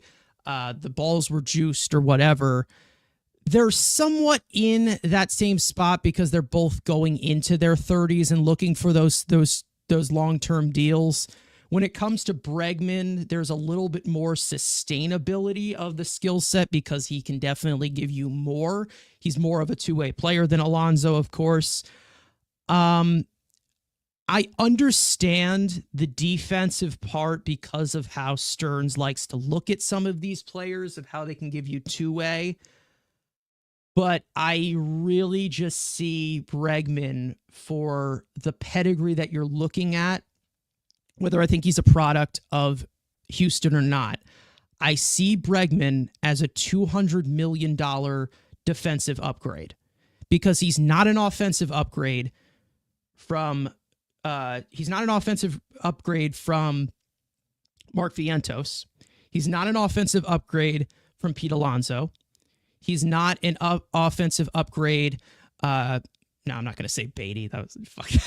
And then you also have, Ronnie Mauricio coming into the mix, who still is on your 40-man roster. You'll see where they kind of could spot him in there. Again, I don't know. Pete Alonso's just a better fit in that regard. I think that it's just better.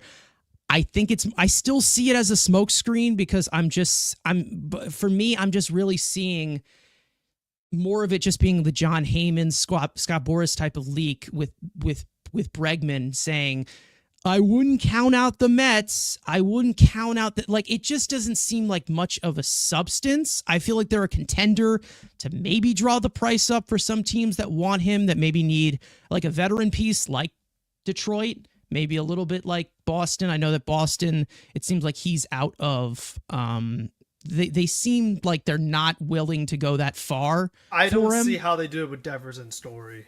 That's a weird one. I don't know. Weird. But I understand getting Bregman if you are Boston, because you can just shift over Devers to first base, because we all know he's not great and he's going into his 30s. He's not great at third base. They have a first base. They have Casas too already. Yeah. Yeah. So wouldn't trade it for Luis Castillo though. Yeah, you never know. I don't know. I was gonna say one other thing, kind of in relation to Bregman, but I find it interesting that like we're not really sure if we should buy these reports, but there also was that talk of like, oh, the Mets are interested in Adames, so it's like and we didn't really see the fit, and we see a less of a fit there because at least Bregman's natural position is third base, whereas Adames, like, that was just totally moving the position. So this is now two infielders we've seen, and I wonder, could it be the reverse, where the Mets are linking themselves to these players as a smokescreen to Alonso? Be like, if you don't agree to our terms, we're just going to find a right-handed bat somewhere else. I mean, could you do the reverse? I mean, playing devil's advocate there, we all know that the Mets have a lot of money to work with, so maybe it's not scaring Alonso in that regard, or scaring Scott Boras, because Scott Boras just puts up a human shield. But again, can Alonso really count? So, like, can he count to 5? Like, anyways, I'm sorry, I had to get Andrew there. Anyways, last thing that I will put in here, because it is definitely true. Jay-Z saying Stearns is running a masterclass around Boras. Glad he's the GM. Yeah, like, again, I don't think that he's flinching on this, especially with Alonso and the current situation that he's in, that we've said in many examples that he ain't going to get a better offer anywhere else. I mean, we've talked about this before, even when we were for giving him a long-term deal before he had this rough season. When our friend M Easy was getting on us in regards to that, and he ended up being right in some ways. Let's just say that. But when it comes to Pete Alonso, Pete Alonso's a lot more important to the Mets than he is to any other team, and I think the Mets also know that, and Stearns knows that, in terms of playing the market of what Pete Alonso is able to do, because he's really he got the analytics, and he knows that what Pete can possibly provide, Anyways, on that note, when it comes to overall with this offseason, maybe it goes a little slow, continues to be slow, and we don't get a resolution with Alonso. But like I said, we can do this all day, because I personally think that he's going to be backed into some corners here. Like, it's going to get close, and it already has, because his market is shrinking by the second. So we'll see what happens. You never know. M Easy, our guy, saying, would the Angels sign Pete? Sounds like something stupid that they would do, but I don't know. We'll see. It seems like they already made a lot of their moves early on in the offseason. They seem to be like making 7 moves and then just disappeared. But anyways, we're going to wrap this thing up here. Again, any big moves that they make, any major league moves that they do make, we will go live for those. Frank, I will go to you. Your final thoughts going into 2025. It's about to be the new year. The ball is going to drop in Times Square. Yeah, I mean, listen, once we hit 2025, a month away from spring training. So we're getting pretty close to seeing Mets baseball once again. So we're getting through the tough part, you know what I mean? Like, it's like we kind of have like that slow part in the off season. You hope that once this new year comes around, you get those final pieces. And then it's just, all right, let's talk about what's going to happen next. Like, you know, what's the team actually looking like? So we're getting there. I mean, we're getting through the hard part now. All right. Andrew, what's going on? Yeah, I mean, make sure, Aaron Judge is going to be there Times Square tomorrow. He'll drop the ball and start the new year.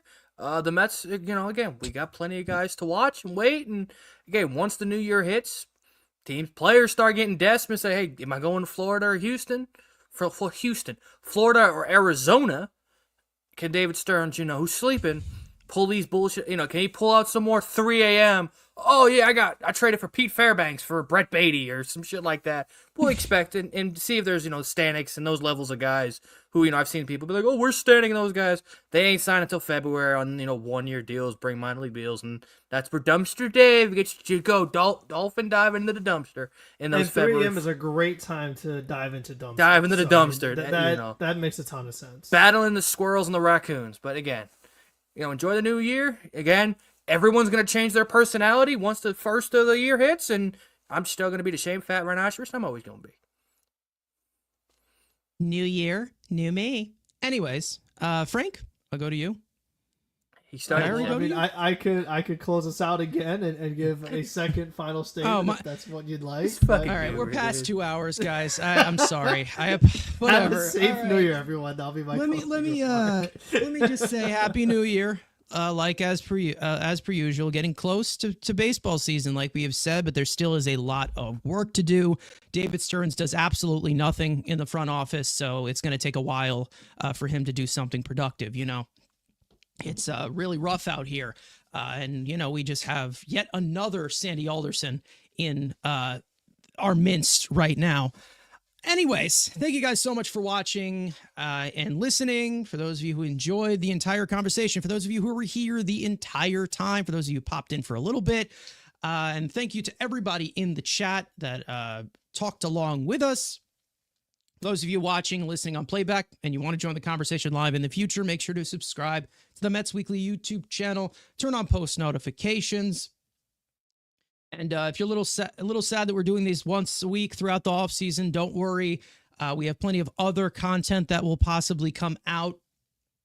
Tons of stuff in the works. We also have Twitter, and we also have TikTok or X or whatever you want to call it. Follow all of us individually as well. Links are all in the description. And of course, from the greatest podcast on earth, said by Darren Rivera. Thank you. That's very nice. Happy New Year, of course. That is very nice. And, the offseason continues to move along. Hopefully we've got some news and we've got some stuff that moves on, some reports that come out. And, of course, finally, let's go Mets. And we will see you guys next time.